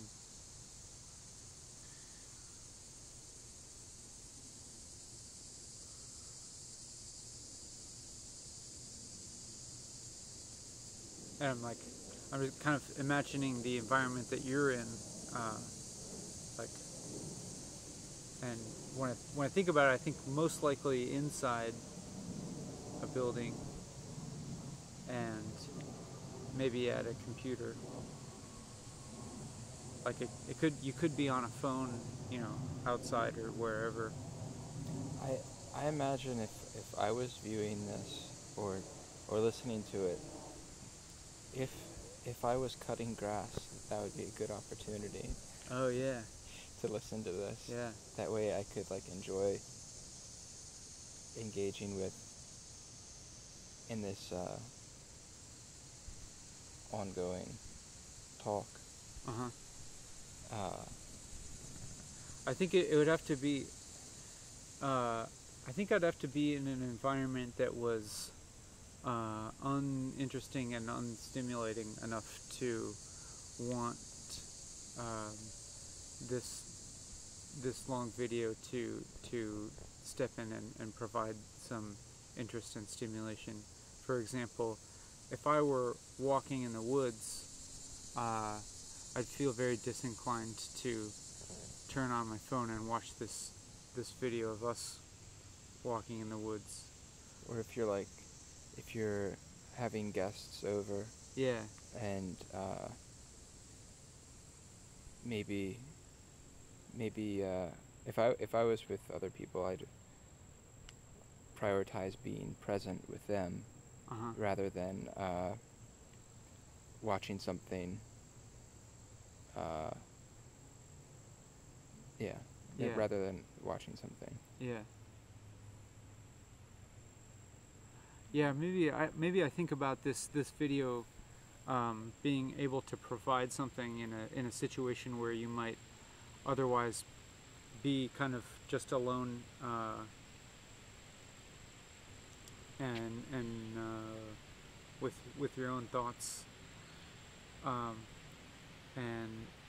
but I hope that this video would maybe provide something that's not necessarily like super distracting or going to bury your own thought process, but one that can coexist with it in a kind of peaceful way or calming. Like I've read some comments from viewers saying that these videos were calming for them to listen to, and I've heard from some people that listen to it while they're at work doing like a solitary activity or something like that.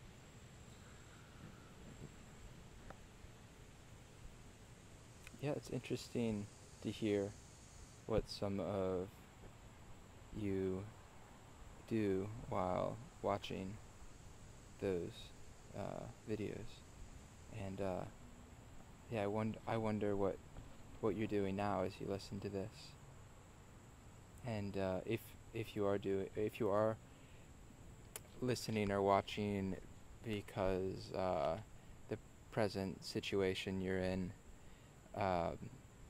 seems dull, or you're not feeling interested in what's going on around you, or maybe feeling like isolated or lonely or something. Mm-hmm. Yeah. So maybe one possible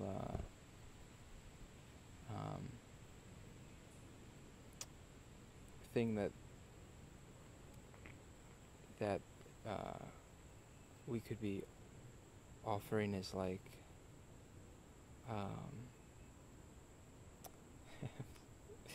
just got a little tired. Some like stimulation and connection in a moment where you're feeling disconnected and not stimulated. So if you are watching this and you are or were feeling disconnected or not stimulated, and you're starting to feel like more connected with yourself and with the world and with others, then I feel pretty satisfied with having contributed to that, or having offered that. That would be like, yeah, I'd feel good about that. But I don't know. I was gonna say, I can't imagine somebody watching this because they want to have a good time. Like,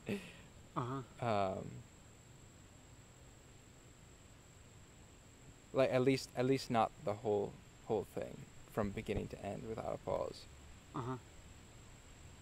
Like it would take. I imagine it would take like effort and determination. Right. To like, all right, I'm going to get through it. Yeah. I'm gonna sit here, and even if I get bored, or even if I get hungry, or even if this or that, I'm gonna keep watching and listen to the whole thing from beginning to end.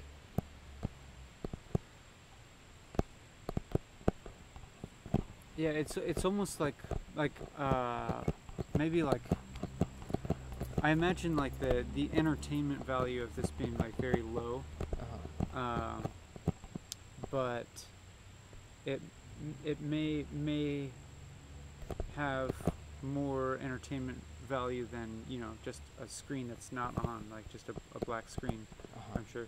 So I can imagine it maybe being some kind of like low level form of entertainment that's like maybe a little bit less disruptive or like toxic to the mind or something.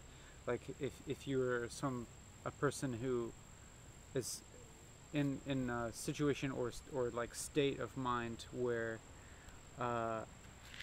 you're kind of feeling some need for stimulation or entertainment or something, where like maybe otherwise you would watch like a movie or something like that. Maybe this could provide a type of alternative that is something that like it could like take some like load off of the existential difficulty of being alone or something, but still be kind of directing, like not directing your attention like away from yourself or your consciousness in a way that's like might actually be kind of harmful in the long run.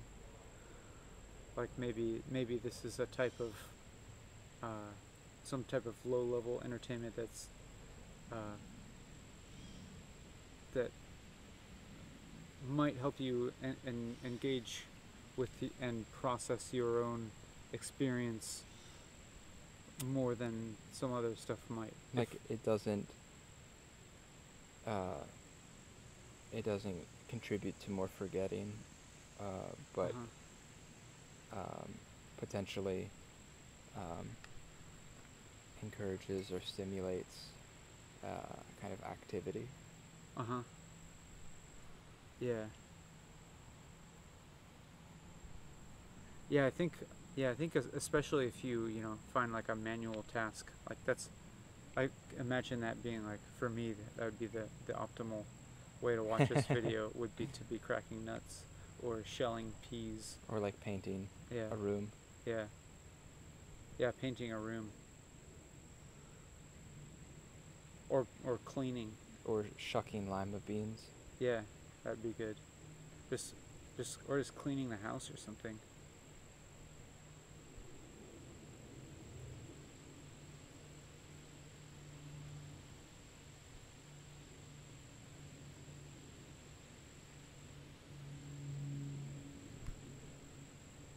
Thinking about those activities makes me feel calm. Thinking about sweeping, I feel calm. I like sweeping. What if you started a YouTube channel called Thinking About Sweeping, and it was just you standing there? I think I'd rather have a YouTube channel called Sweeping, and it's actually me sweeping, but like with different size brooms, like ones that you can hold by hand, and ones that are made of different things, like plant materials or like plastics or like paper and different. So would each video be like a slightly different variation of sweeping, where you're using in different surfaces, like a floor or a counter, or maybe even some dusting could be considered sweeping. I have a broom that I really like that's made of these, maybe it's a kind of grass, and the ends of it are really soft. It's like the tips of the grass, or maybe it's even a grain, I'm not sure. Maybe grains are grass. Grains come from grass. Yeah. It's a kind of grass, and the tips are really soft. And it's nice. When brushing the floor, I can feel through the handle like the softness, because how smoothly it goes over the surface. And it's like I really enjoy collecting the dust and hair and whatever else is on the floor. And it's a wood floor, so it's very smooth when the broom contacts it. And it's also like I can rub it on the walls to dust, and it's just really nice material. And simple activities can be really, I think, enjoyable, especially when the tool or material that you're working with is aesthetically pleasing to you.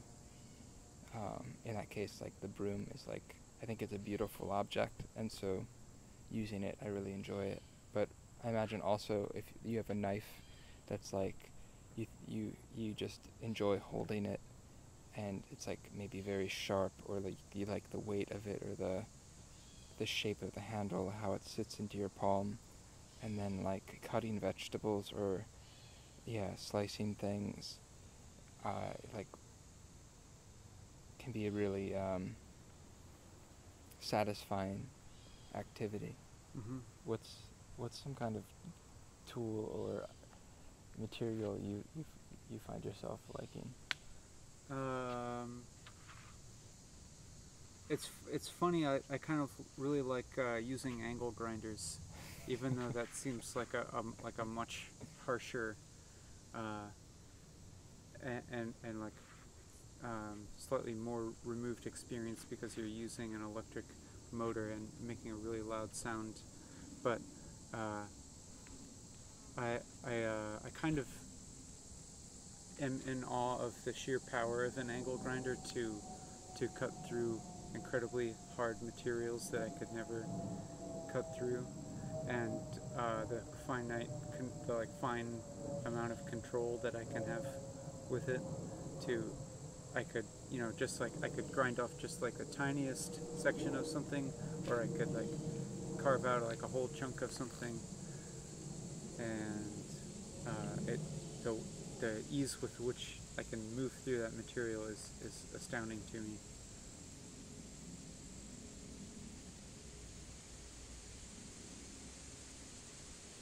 In the space between us talking, it's like the waves of the surrounding environmental noises just wash in, just like pouring. I feel tempted to sit down for a moment, like on one of these logs. There's poison ivy under this one.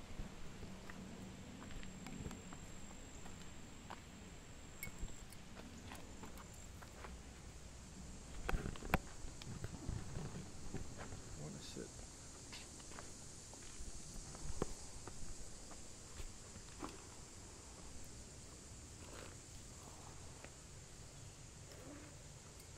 It's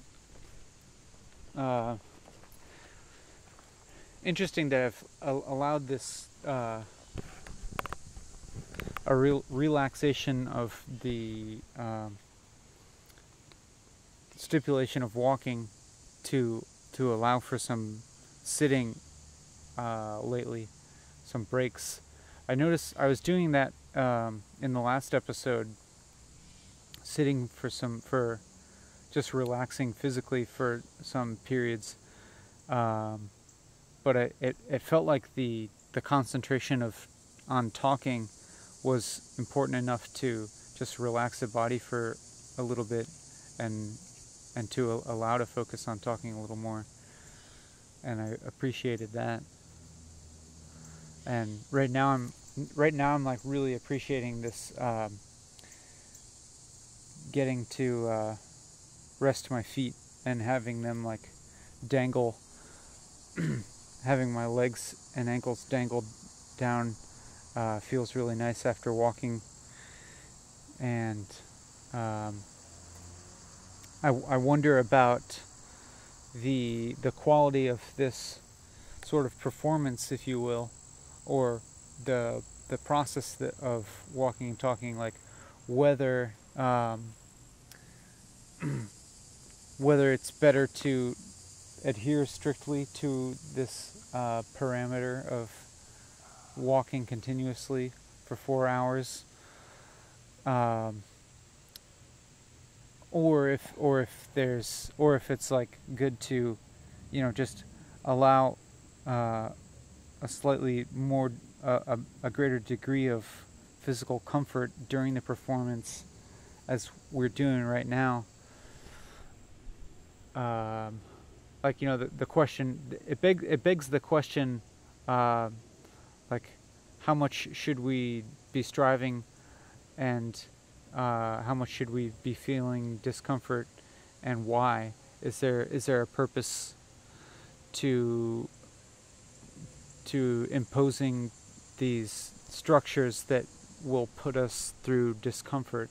I think there is a purpose for putting ourselves through these structures that may impose discomfort, but I guess there's this other question of, is it sometimes, could it be unnecessary or counterproductive or something?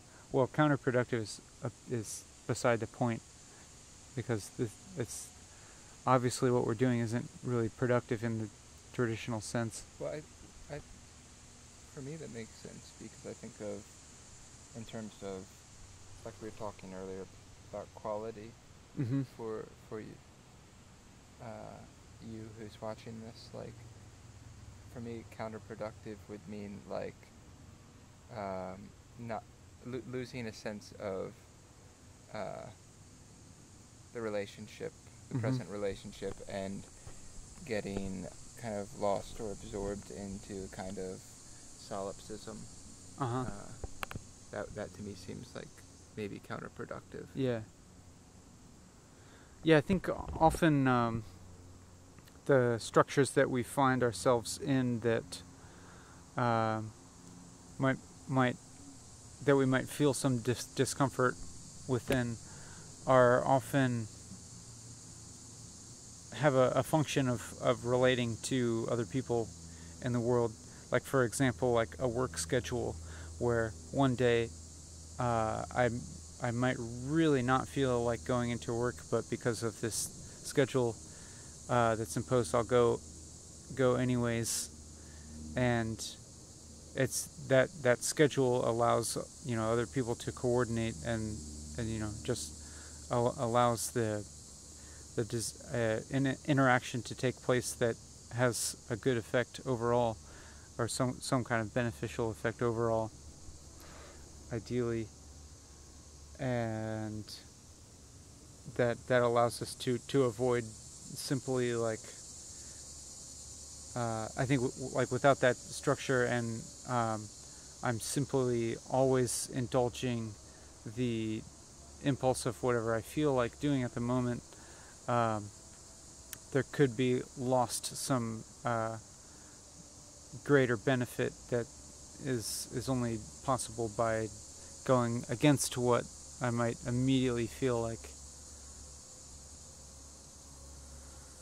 And so I'm just kind of thinking about that with walking and talking, like the what is the walking part useful? I think we've already kind of addressed the talking stipulation to a satisfactory degree, but the walking part, I think that the walking contributes it affects my mood and my energy in a way, and it maintains a certain rhythm, and like relates to my rhythm of thinking, and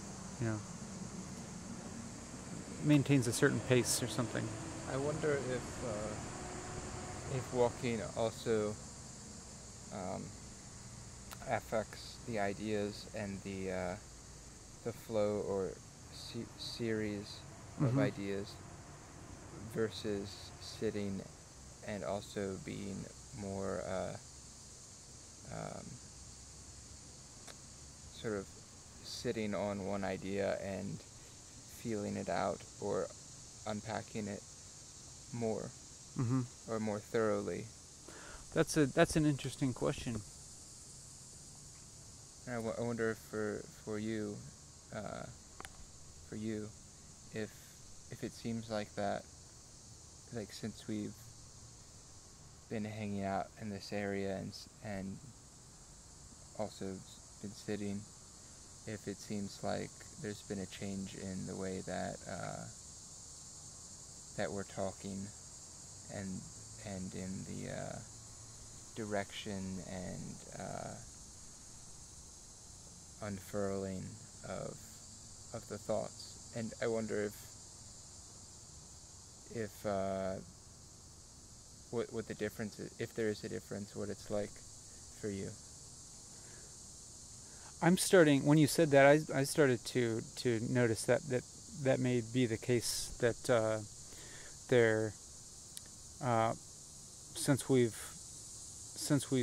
stopped walking and stayed in this area and then sat down, there's maybe a different pacing of thought, and that feels welcome to me, like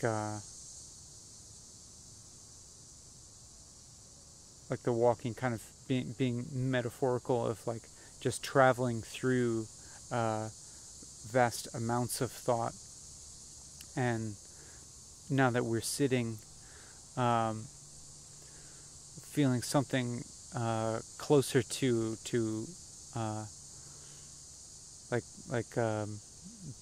digging into an almost like stasis of thought, or somewhat more stillness of thought.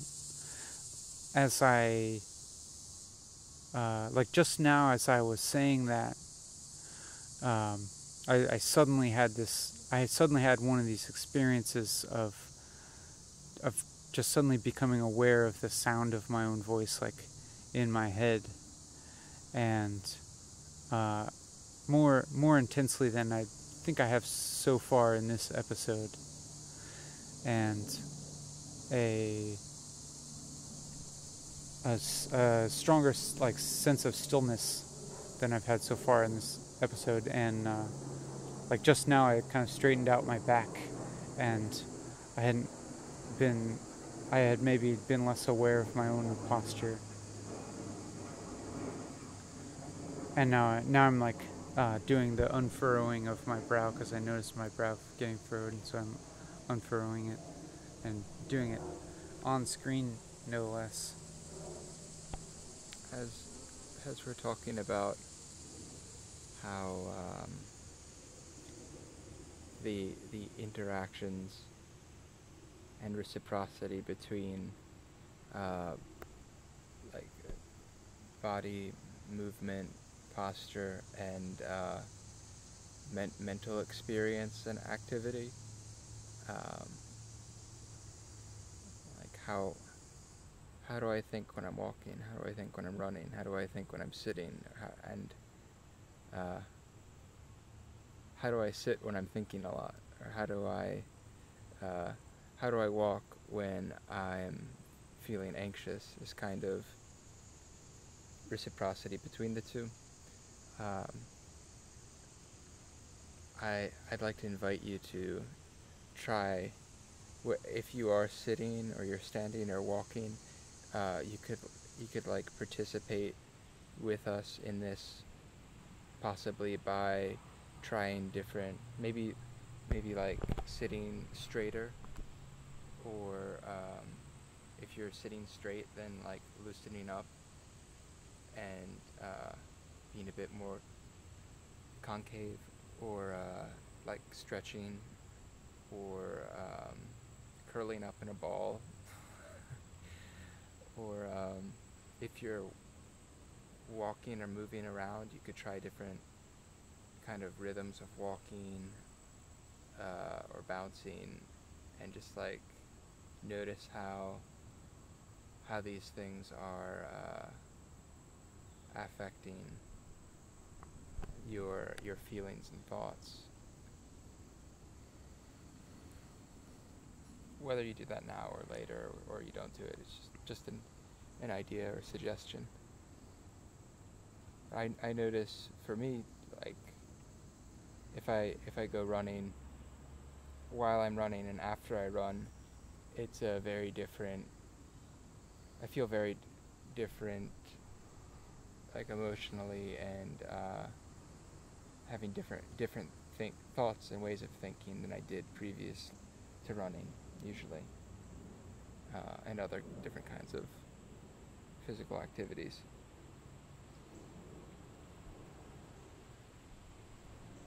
I've done some episodes where I've run some or run a lot, and it affected me a lot. There were very different types of episodes.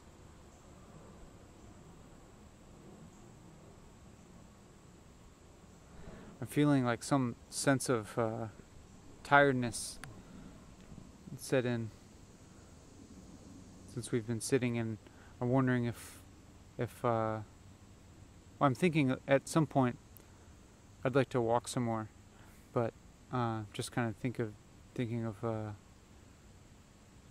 when to do that. I'm not sure if there's any perfect moment to begin walking again. I'm kind of interested in hanging out with experiencing tiredness before moving away from it. Because for me, when I start to feel tired, I have a habit of not wanting to feel tired and wanting to feel like more up, or more active and engaged and clear, and lighter. So there's like a resistance that comes up to the feeling of tired, and I'm also feeling tired right now, and kind of curious about if we kind of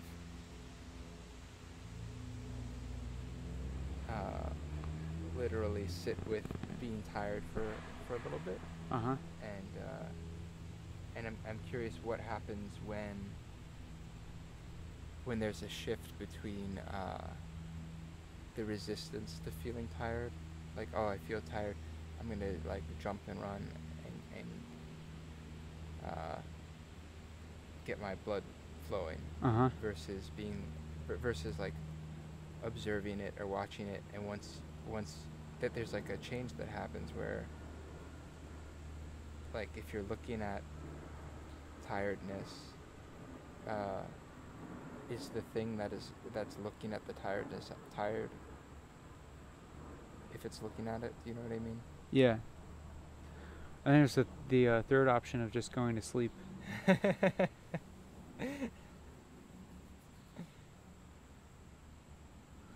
But I don't want to do that. No, I don't want to do that either right now.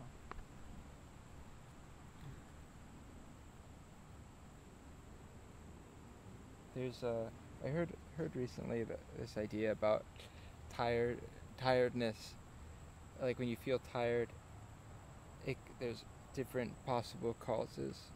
One could be that,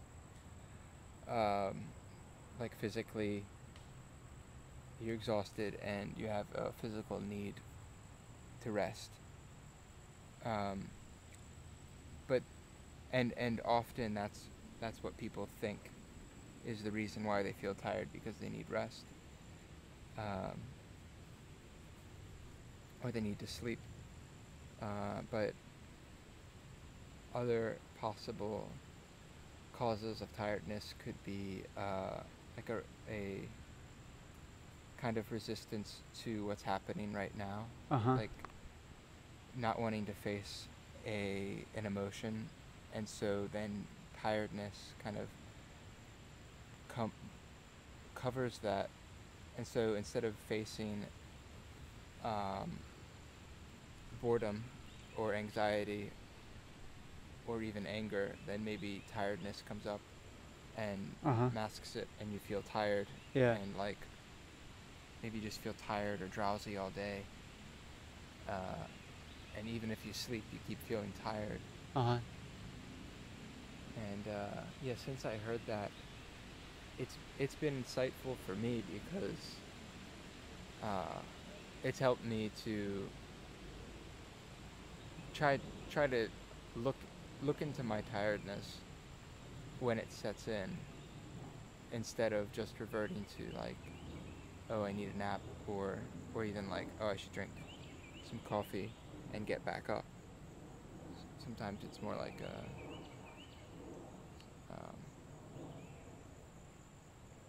something more psychological. Uh-huh. I'm feeling really tired now. What, like, mind or body or both? I think both. But now that I start talking, like, maybe once I start talking, maybe there is some other level that is able to separate from that tiredness or something.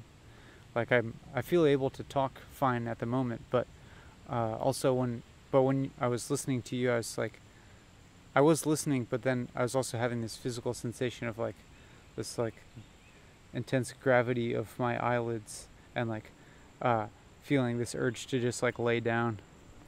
Would you be interested or willing to keep doing what you're just doing, like keep describing what it feels like to be tired right now? I'm just kind of curious what that will be like. Yeah, I could do that. Like, if you could just be pretty detailed about like what it feels like all over your body. Uh-huh. I think, well, occasionally, like in consciousness, I'll notice like a little like dip in my consciousness that's like almost like going towards sleep or something, where like it's almost like my the continuity of my processing, like what you are saying or what I'm thinking, like almost breaks off and like stops or something like that, and then it comes back up, and then I'm like, like regain my consciousness, but I have to like retrieve it or something. And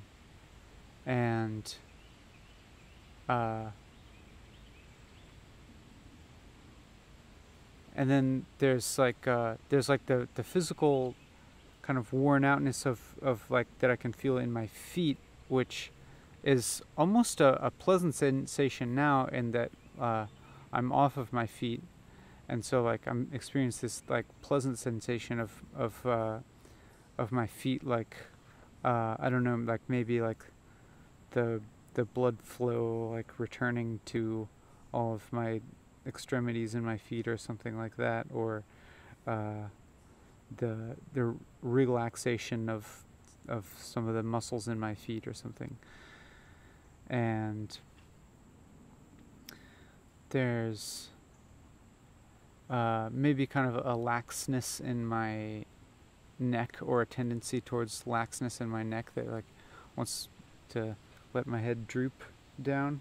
And same with my eyelids, although not so much at the present moment, but a slight like tendency for my eyelids to want to droop down.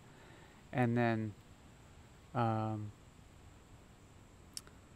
some other sensation that feels like it's in my head of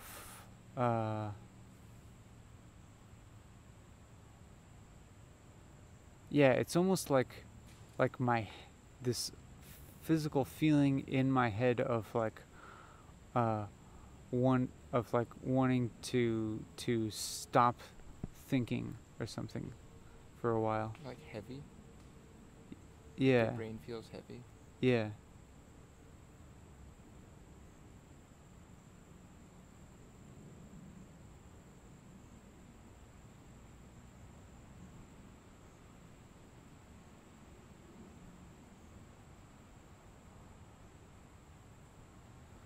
And yeah, just now I'm just like, my awareness just kind of shifted to the sights and sounds of the environment for a little bit, and I was just kind of trying to notice if there was a difference in the quality of my perception of the sights and sounds.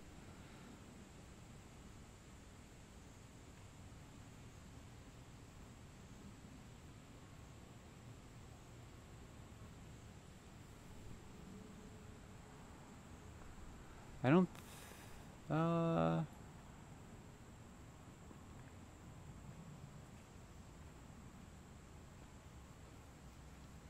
maybe there's a slight tiredness of my eyes too, of like looking and focusing, and hello, like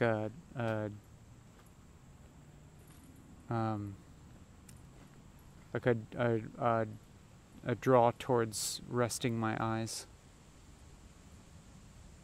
like resting their activity of focusing and looking around.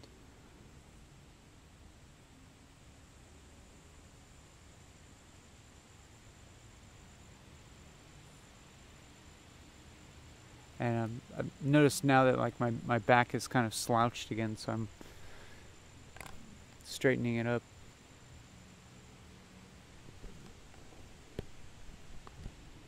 And I'm just kind of turning the camera around so that the viewer can kind of so that you can kind of get a sense of my experience of like just kind of looking around my environment and listening around.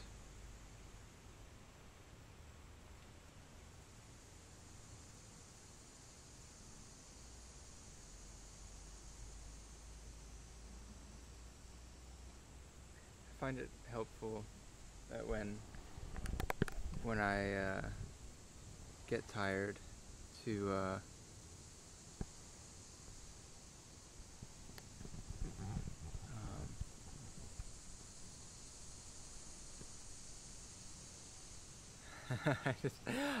I started to say something and then I didn't really want to say it. Uh-huh. Yeah. I just had this thought of thinking about the viewer's experience in relation to which which of us is holding the camera, and I'm wondering if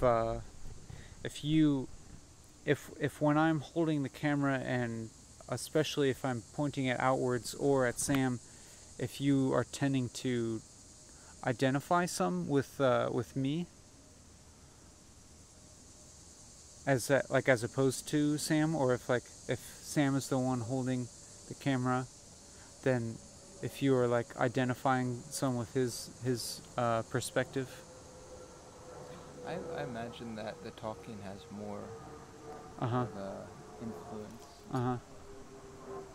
because it's more of a sharing of your inner world, and maybe somebody's not even watching it. Yeah, that's possible.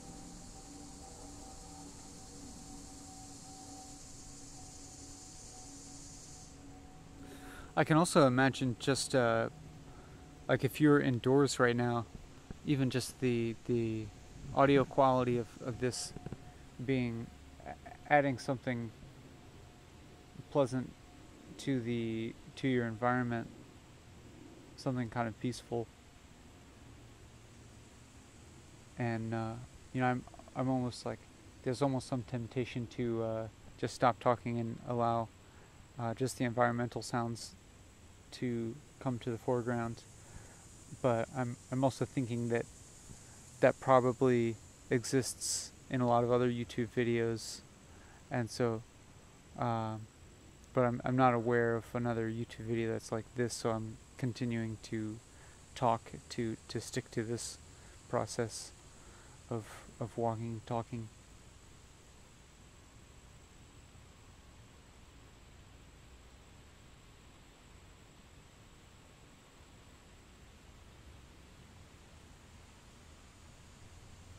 But that, I got there, and I think I got tired of talking or something, and then I allowed a pause to be. So you'll get a little bit of only environmental sounds, but maybe it's possible to kind of conceive of the talking here as another environmental sound, of another natural process just taking place.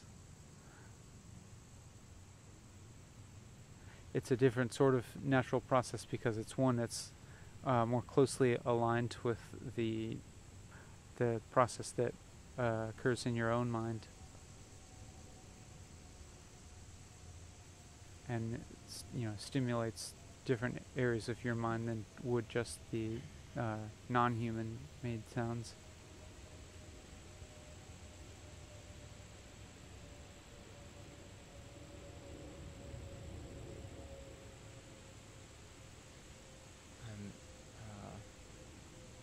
Thinking of wondering what to contribute. I'm also enjoying and feeling tempted to just keep enjoying these sounds of the environment.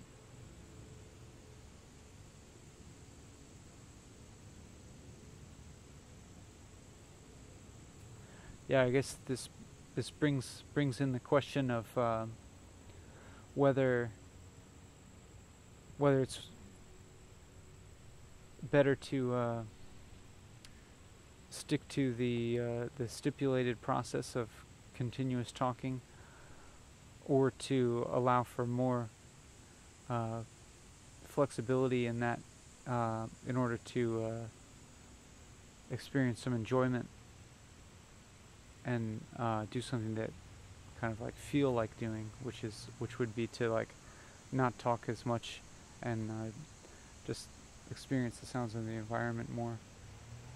But as apparent by my talking right now, I'm continuing to go with the option of continuing with the process of talking.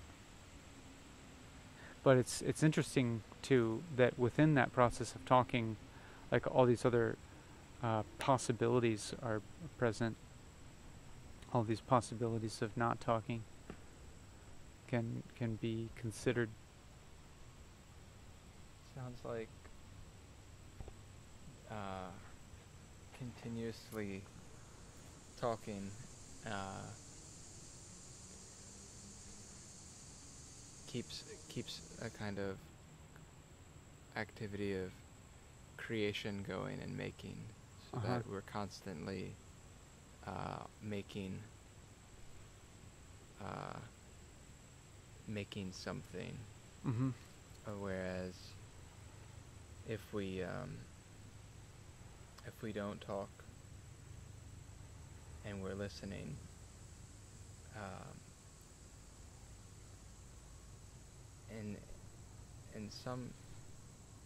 in some ways we stop creating, even though the camera keeps recording. That could be considered creating, but we're not really generating something. We're taking in, or we're taking in what's there. I wonder if in the structure of walking and talking, there is some kind of underlying value of creating, or some kind of, I don't know, I was gonna say moral value, but maybe it's just I don't know.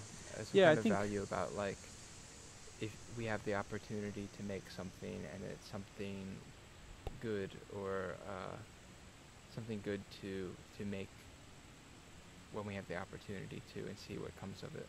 Yeah, I think that expresses it pretty well. Or it's not necessarily good, but there's just that open question of what if I do it, and there's some possibility that it might have some kind of maybe positive might be a word. I don't know. Yeah, or at least like another way of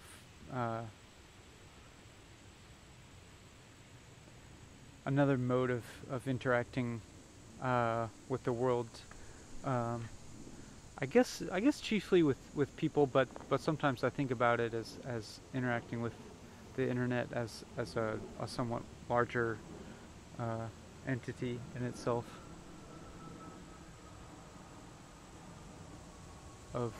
That's of a kind of like merged consciousness of humans and technology.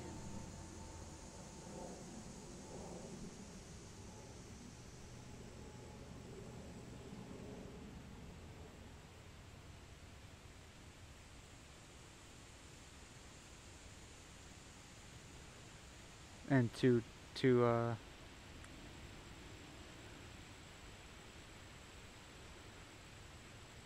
keep generating at what seems like a fairly raw level.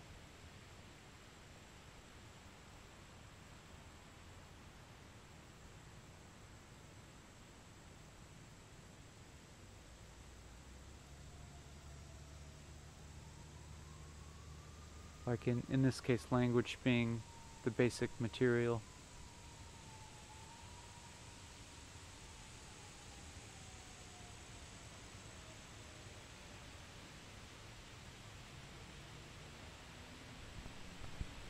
I'm enjoying the distance, sense of space here. It's been a while since I've been in a space where there's this much depth, this much visual depth, and not being in a room or around some buildings. Yeah. And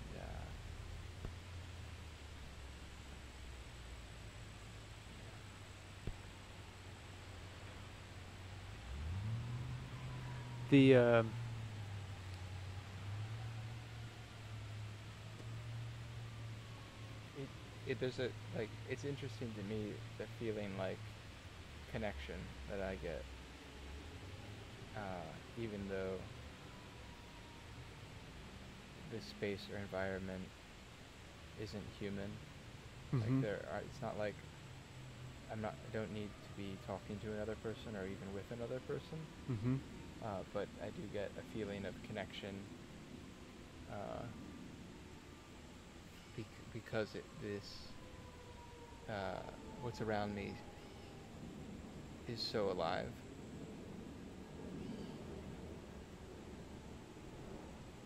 Yeah. And in like, I don't know, this probably sounds pretty romantic, but like the sounds of the trees is like kind of their own conversation going on, and all the other noises.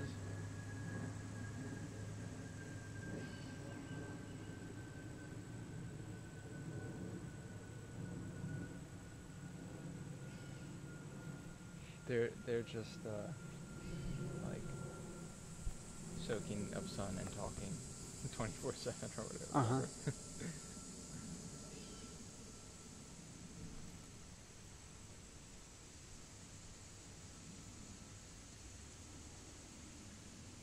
I started wondering if there was some kind of analogy to be had between like the wind moving through the trees leaves and the sound of that being an expression of the nature of the tree, to the sound of us talking being an expression of our nature, but I didn't come to any analogy that seemed useful.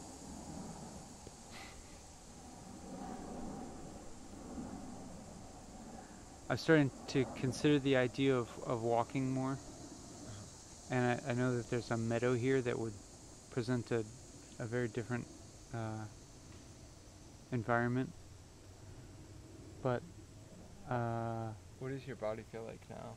my Does it feel different or the same as before? let's let me think. Let me see here.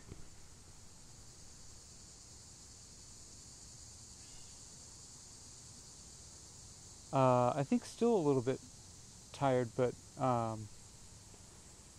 probably rested to some extent.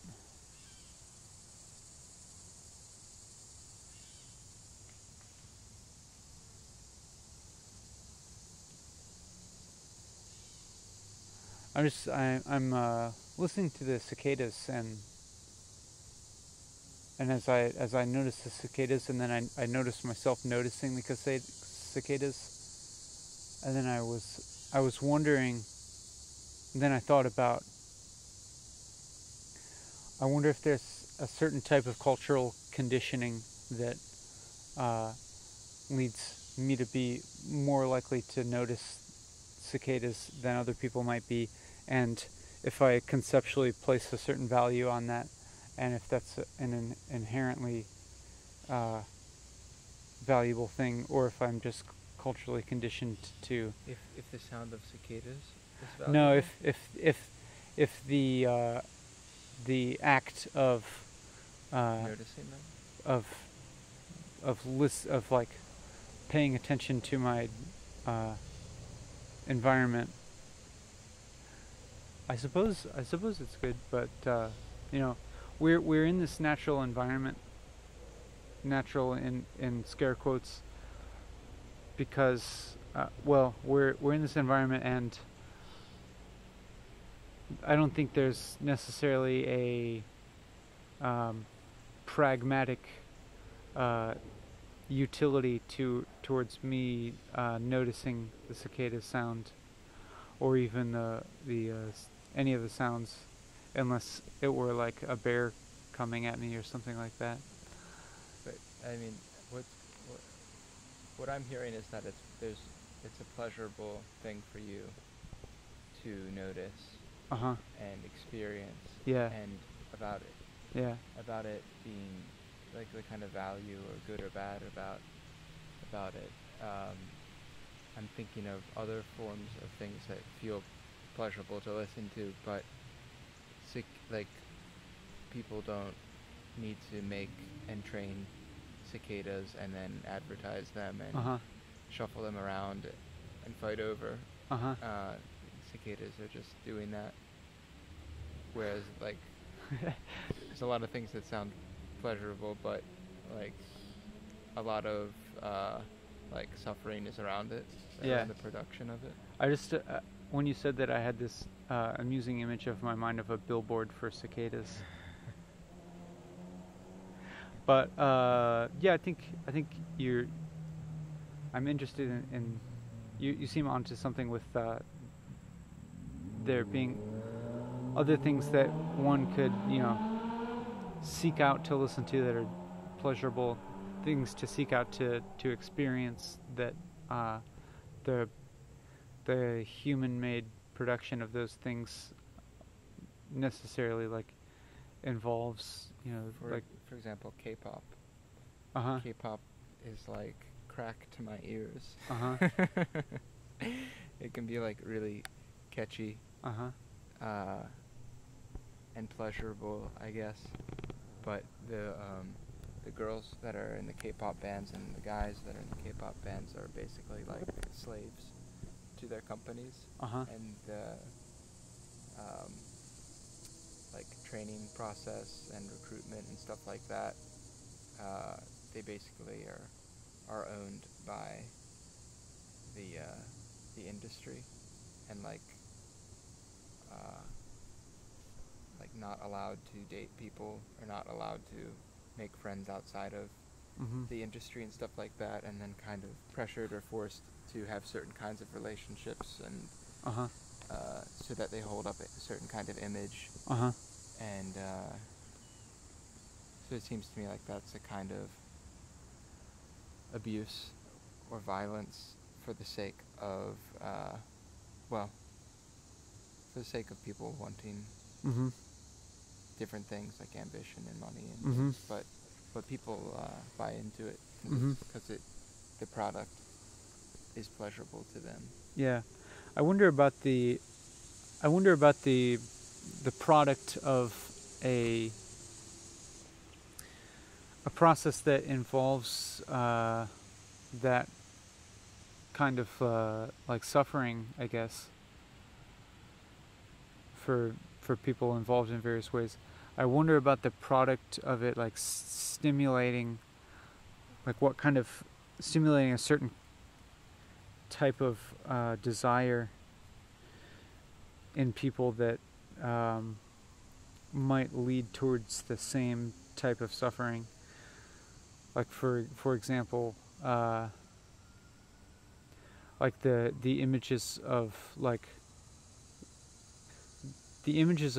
glamour, beauty, youth, opulence, that are extraordinarily profitable to present in media, and are desirable and like captivating to us, and like because maybe they speak to certain desires that we have. I'm wondering if they like stimulate in people like that desire in a way that like causes us suffering, or maybe causes suffering in other people when they if they're contributing us to like to behave in like competitive or cutthroat ways in order to obtain like these ends of wealth, opulence, and beauty, youth, etc. It seems to me there's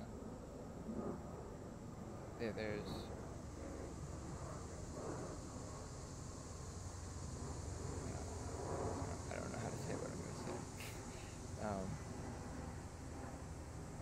It seems like certain kinds of media can be harmful by the narratives that they are putting out, that might be like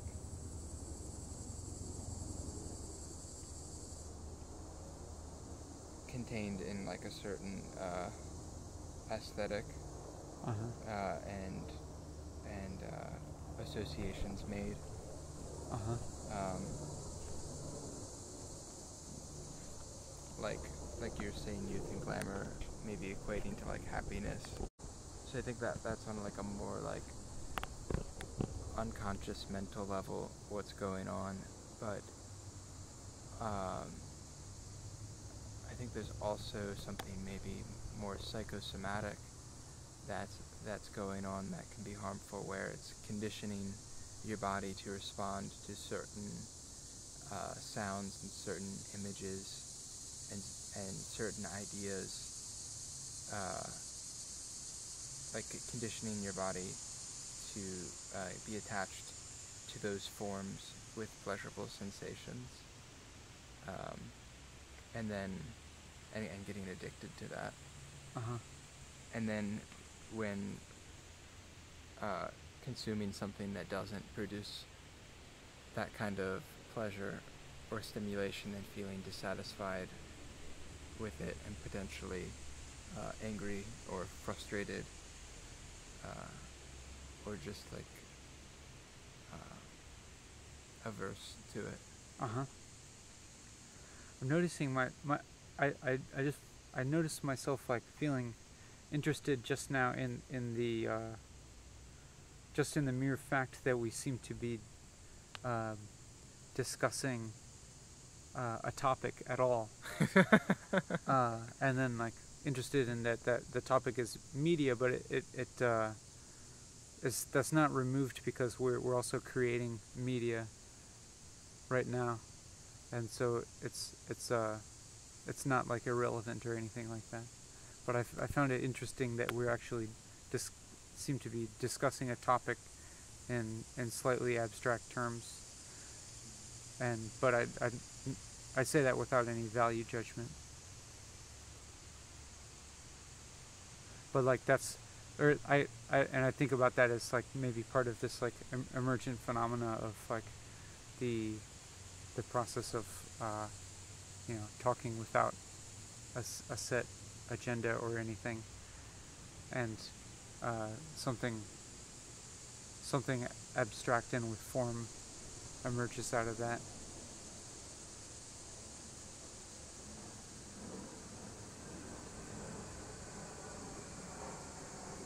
I wonder if you can hear the plane that's passing above us.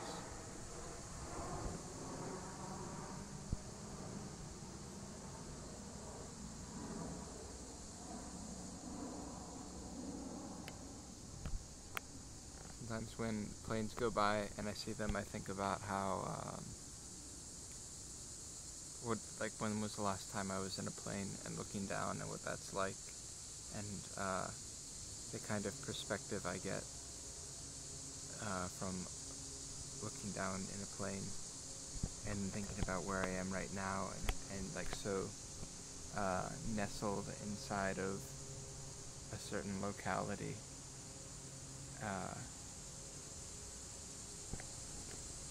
Yeah. Uh-huh.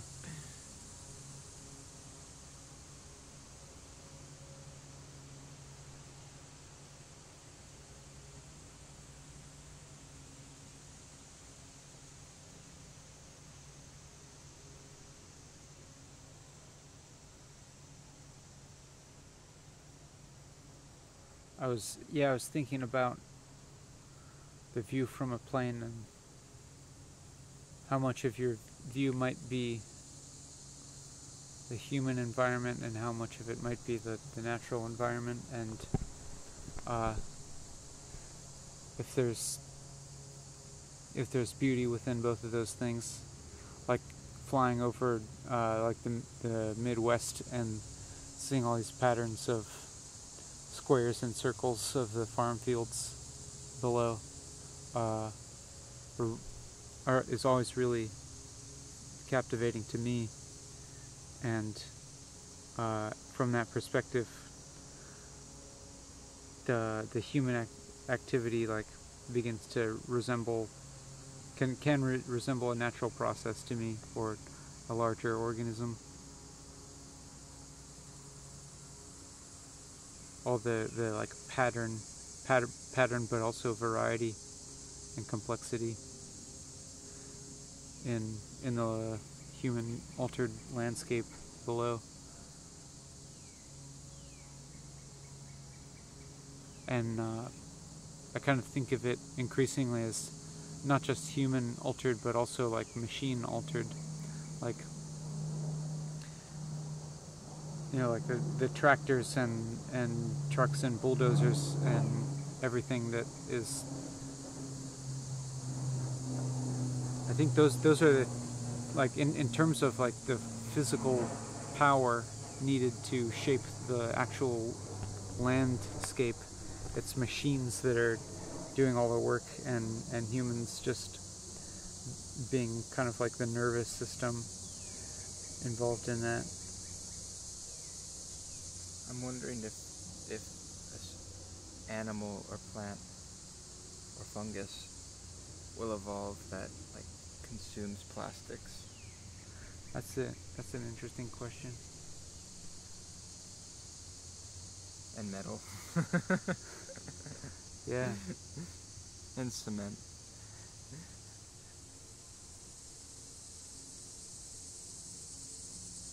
I'm looking at that metal, looks like a chain link. Yeah. You see it? And how like it stands out but also blends in with the rocks and sand there.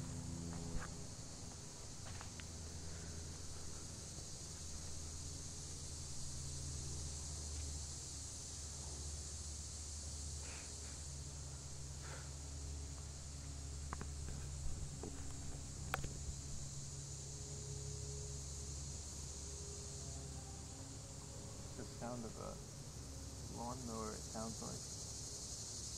Mm-hmm.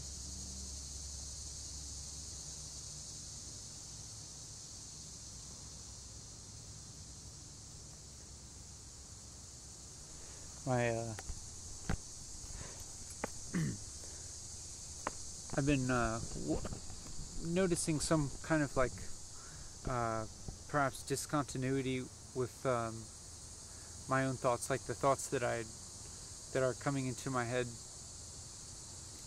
have like in the past few minutes have seemed like not particularly responsive to the things that you have been saying, And vice versa.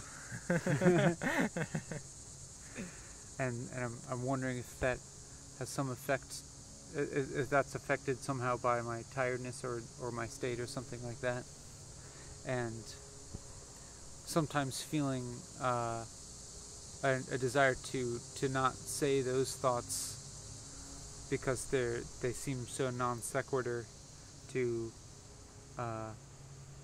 the thoughts going the previous thoughts. Wait, I didn't feel you not say those thoughts. What thoughts? Like thoughts what that you're saying thoughts. right now? No, not the ones I'm saying right now, but like some thoughts that I had while you were talking that were like pretty unrelated to what you were talking about, and wondering if I should just reveal them as a matter of course of revealing all my thoughts or not. Well, one interesting thing about that is just to see the contrast of them. Yeah. Or even like. Or maybe might actually be able to reveal some of the relationship by saying them. Yeah. And then investigating my thought process. Like one of them was, I had the thought that for a long time now, instead of walking and talking, we've been sitting and walking. No, we've been sitting and talking. And we've been sitting and talking, and then I think maybe it was our friend Jonathan who suggested that I do a series called Sitting and Walking, which I thought was really funny. So that was that thought, and I guess it was Would that be simultaneously? yeah.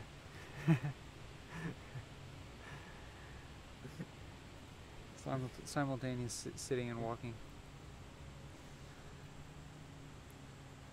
But I guess that was spurred by observation of our current activity. Yeah, I'm trying to stay transparent with what's going on in my mind, and so sometimes I'm saying things and it's like pretty unrelated to your ideas that you're saying or your thoughts, or it's like an observation. So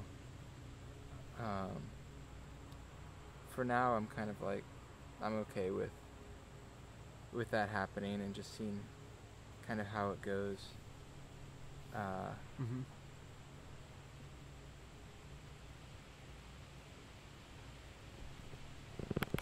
Yeah, because and sometimes I'm like, I'm like looking for some thoughts happening and they're not. Yeah. It's not really going on. It's just like, yeah, I'm not really thinking. Yeah. Right, at least I can't catch what I'm thinking. Yeah.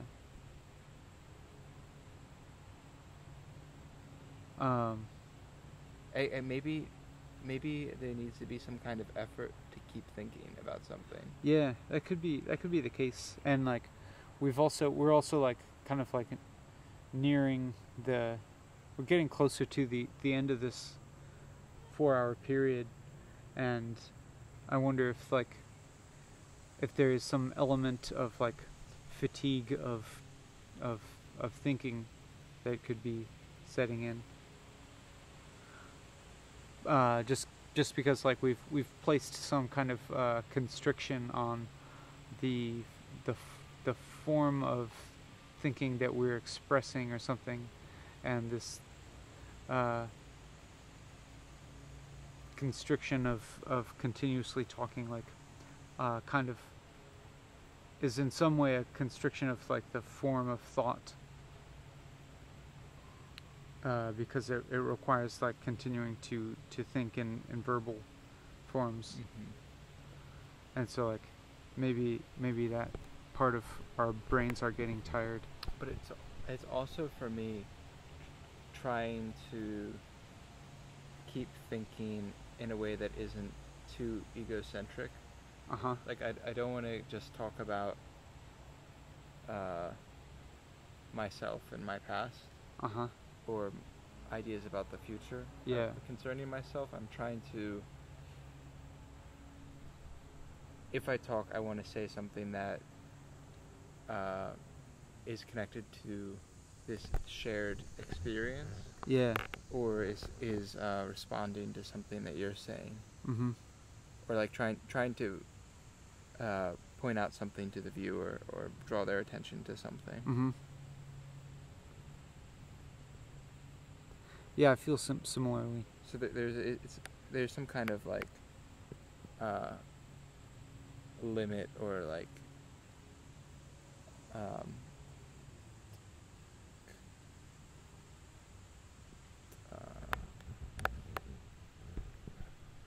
some kind of standards I have for what I want to say. Yeah. As opposed to just going off on some personal story. Yeah. I think that's kind of a standard that I tend to hold when making these videos as well.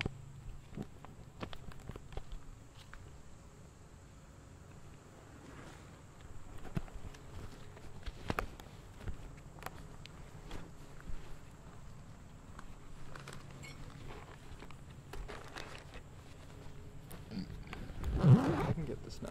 Okay.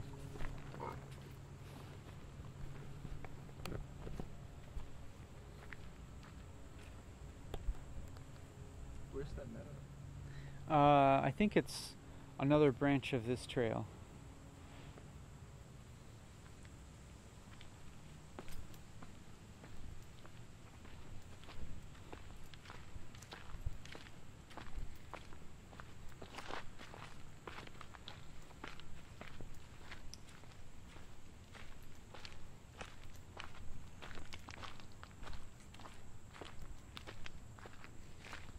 Like there are definitely things I can think of talking about that I think are valuable or important to bring awareness to. And I guess the past hour or so, I haven't been talking with that kind of intention. It's been much more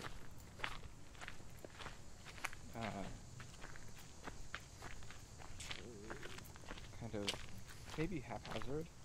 Mm-hmm. And to initiate talking about something particular that I think is important or interesting, more important than interesting, but also interesting, feels like coming at this moment with an agenda. Mm-hmm.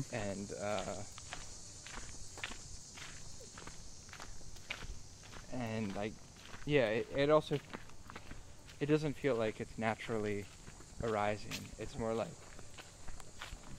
getting my point together and getting ready to express it. Yeah. And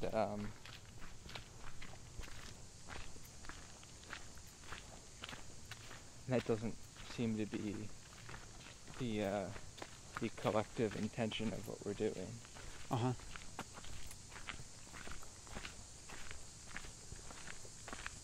Yeah, it's like it's almost like because of having you here, you the viewer, it's like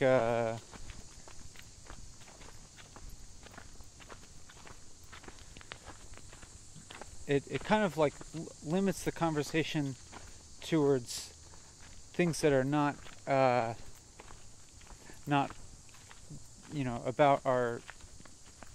Sam and I's personal story, and we don't know your personal story, so it's none of our stories like relating to each other. So but it is maybe relating on some of the more basic things that we do share,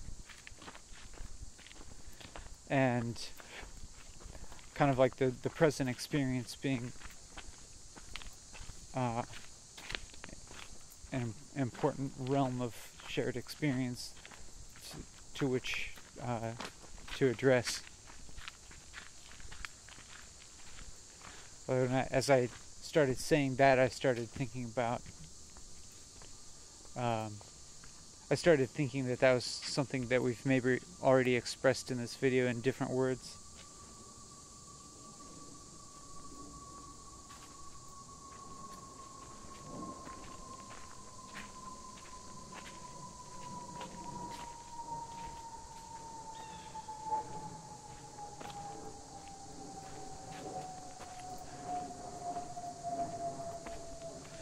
I had some thoughts just now that were related to my present experience, but starting also to concern my own personal experience more so than our shared experience. Like I started to think about my own personal experience of like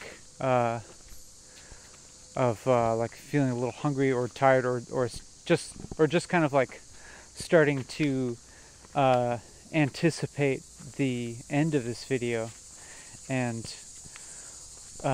started to think forward about what that would be like to turn off the video and like walk back home,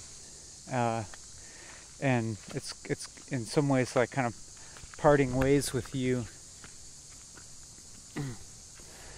It's definitely a closure of a intensity. Yeah. And the container will no longer be there. Mm-hmm. I wonder about if you have been with us since we started. I wonder maybe you're also feeling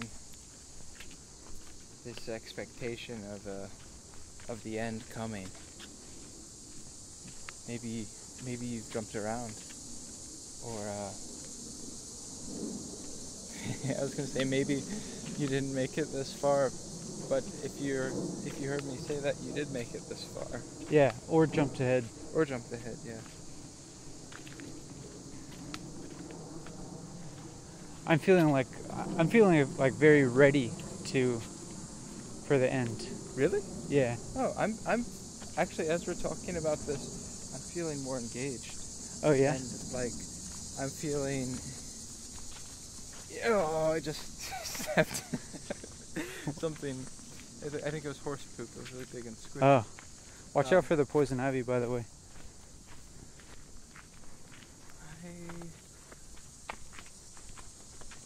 I am curious and enjoying. Enjoying probably isn't the right word, but I feel good about what we're doing together, because the three of us, or maybe if there's more than one person watching this, whatever, we are like experiencing the changes that are happening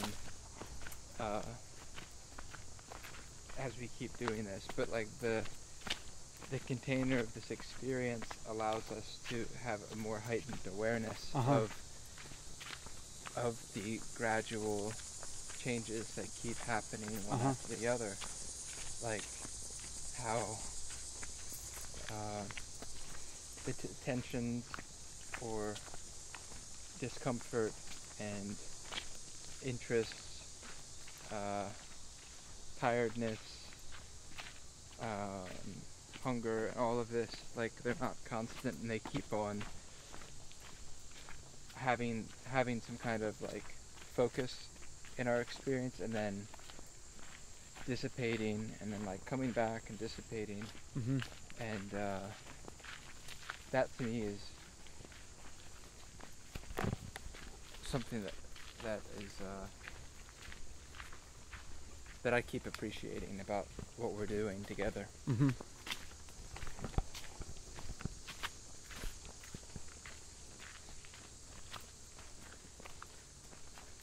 Ooh, is this no, that's dry.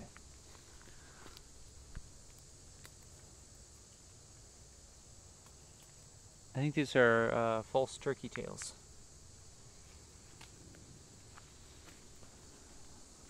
Which it's arbitrary, kind of which one's the true turkey tail and which one's the false turkey tail. Like, it seems to set up a value hierarchy. One of them being true and one of them being false. The only difference is that one of them has a rough spore surface and one of them has a smooth spore surface. You could also you could just as easily say that the two turkey tails are false turkey tails.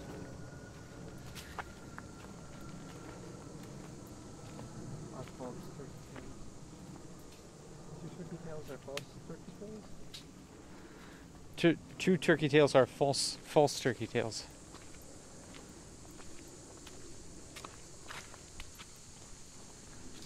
And you can make tea out of both of them.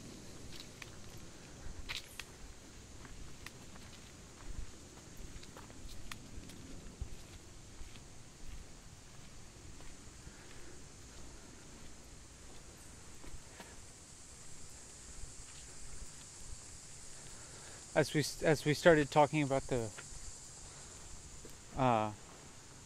mushrooms, I had this thought, or maybe a sense or something of a certain intensity or focus or something starting to wane, or like my attention like feeling drawn towards drifting into I'm not sure what it is. Maybe just like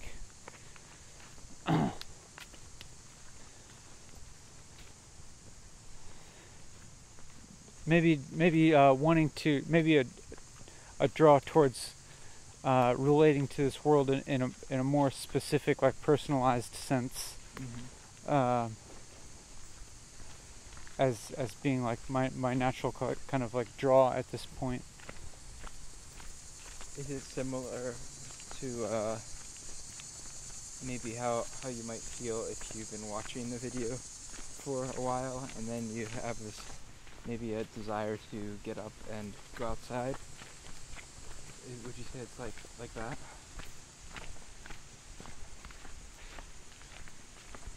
I'm imagining.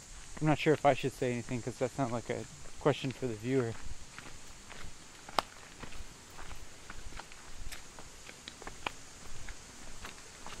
Are you asking if it was a question for you, or who is the question for? Well, I mean that sounded to me like a question for the viewer. Oh. And but I imagine a similar experience, like It was a question for both of you. If I I've never watched back one of these videos all the way through. I didn't mean this. I didn't mean this. For a different video. In general. Yeah. Like when watching TV or like staring at a screen for a while. It's as if being engaged in a piece of media is like a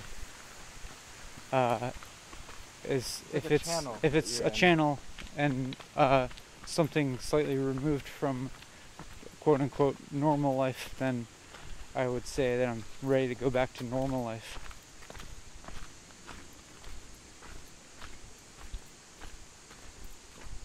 But also feeling interested to continue this process later after having had a respite in normal life, which is interesting that normal life appears to me as a kind of respite.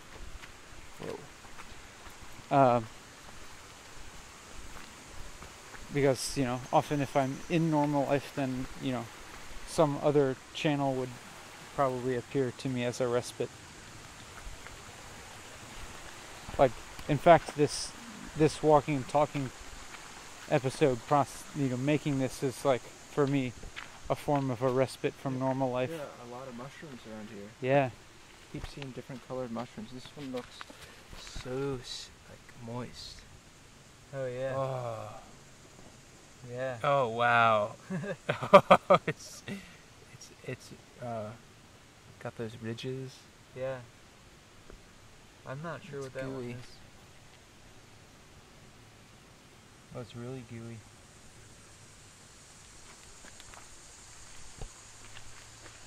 There's another one.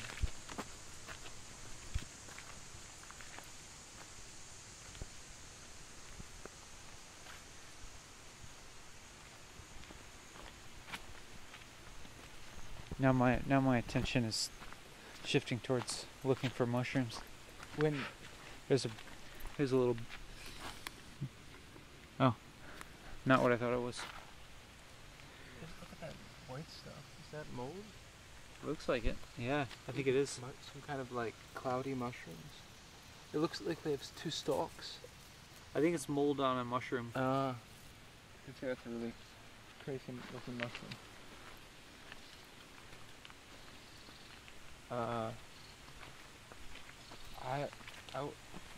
I'm curious of asking you something about what you were just talking about before mushrooms.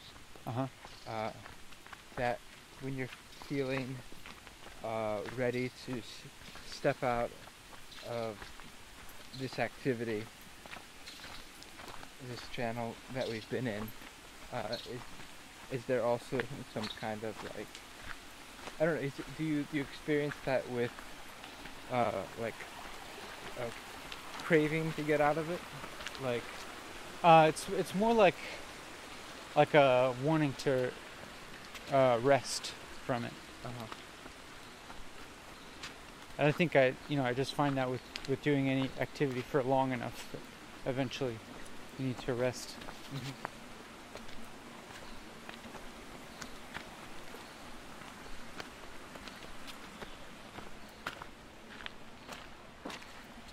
Well, I think maybe the meadow is that way.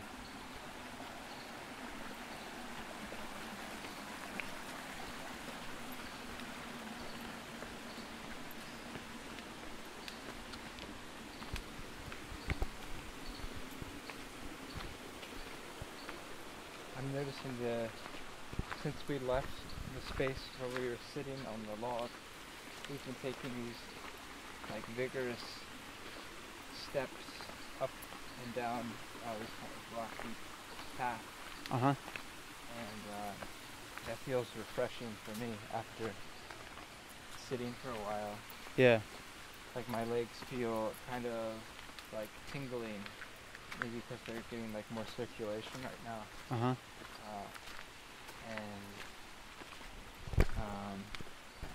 Maybe also I'm feeling hungry, so it feels like I am imagining my legs like being like jaws that are like eating the rocks. I'm just like eating the path. Oh yeah. you know, like the process of walking, like satisfying this urge to eat. Yeah, it's like happening at the same time.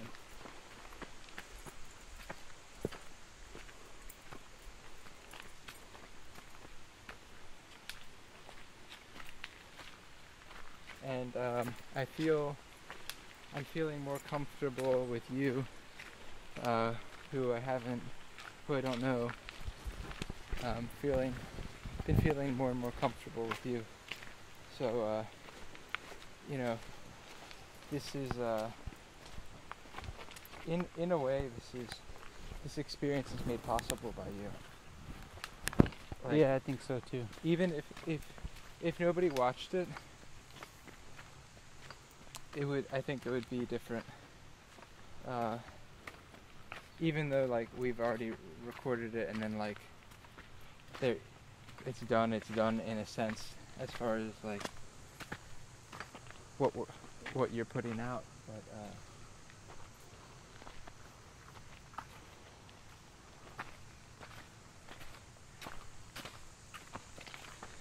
in an illogical way, I feel like your participation right now, what you're doing when you're watching it, is affecting me, what I'm doing right now, even though it's what I'm doing is in the past of what you're doing.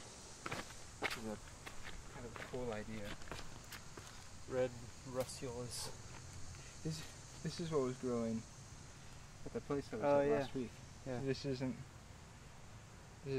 that I don't think it's the Amanita. Oh. I think it's a russula.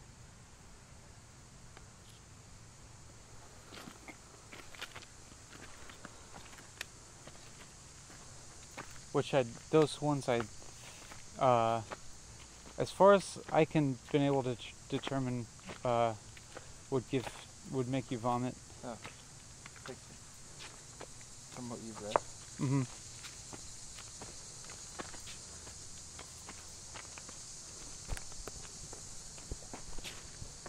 Like I think in the book, it's got kind of like a rose-colored stalk, so I think it's like a rosy russula.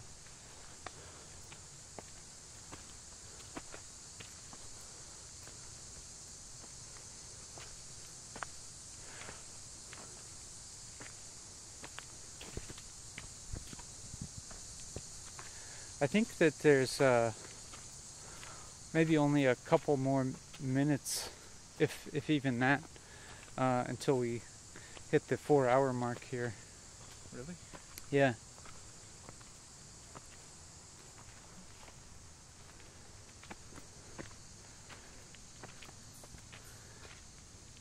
Wow. It looks like poop. Yeah, or fried chicken.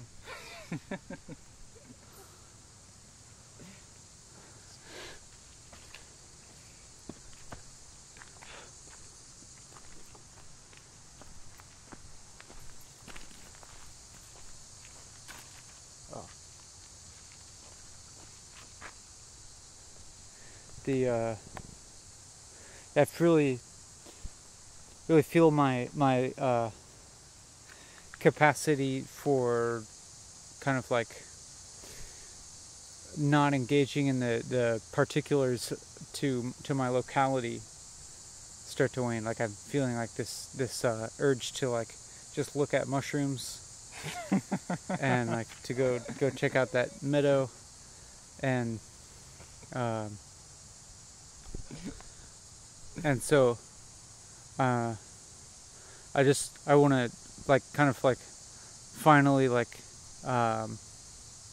express some gratitude to you for being here with this, and I hope that it's been something valuable for you as well, whether you skipped around or not. I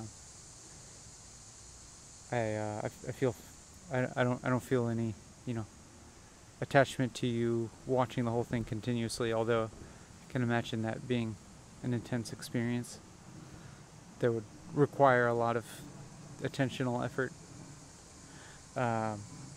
And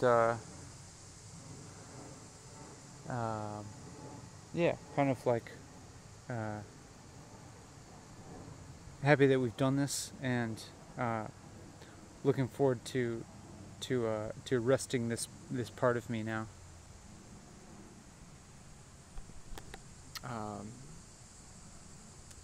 Happy to have gone along on this journey, and thank you for being there whenever you were there, and participating in this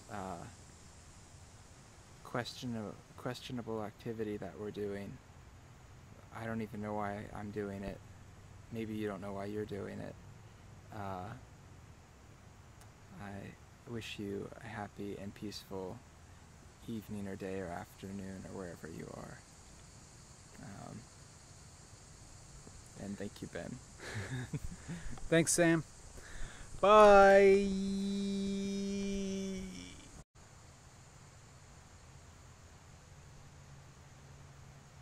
Testing, testing, testing.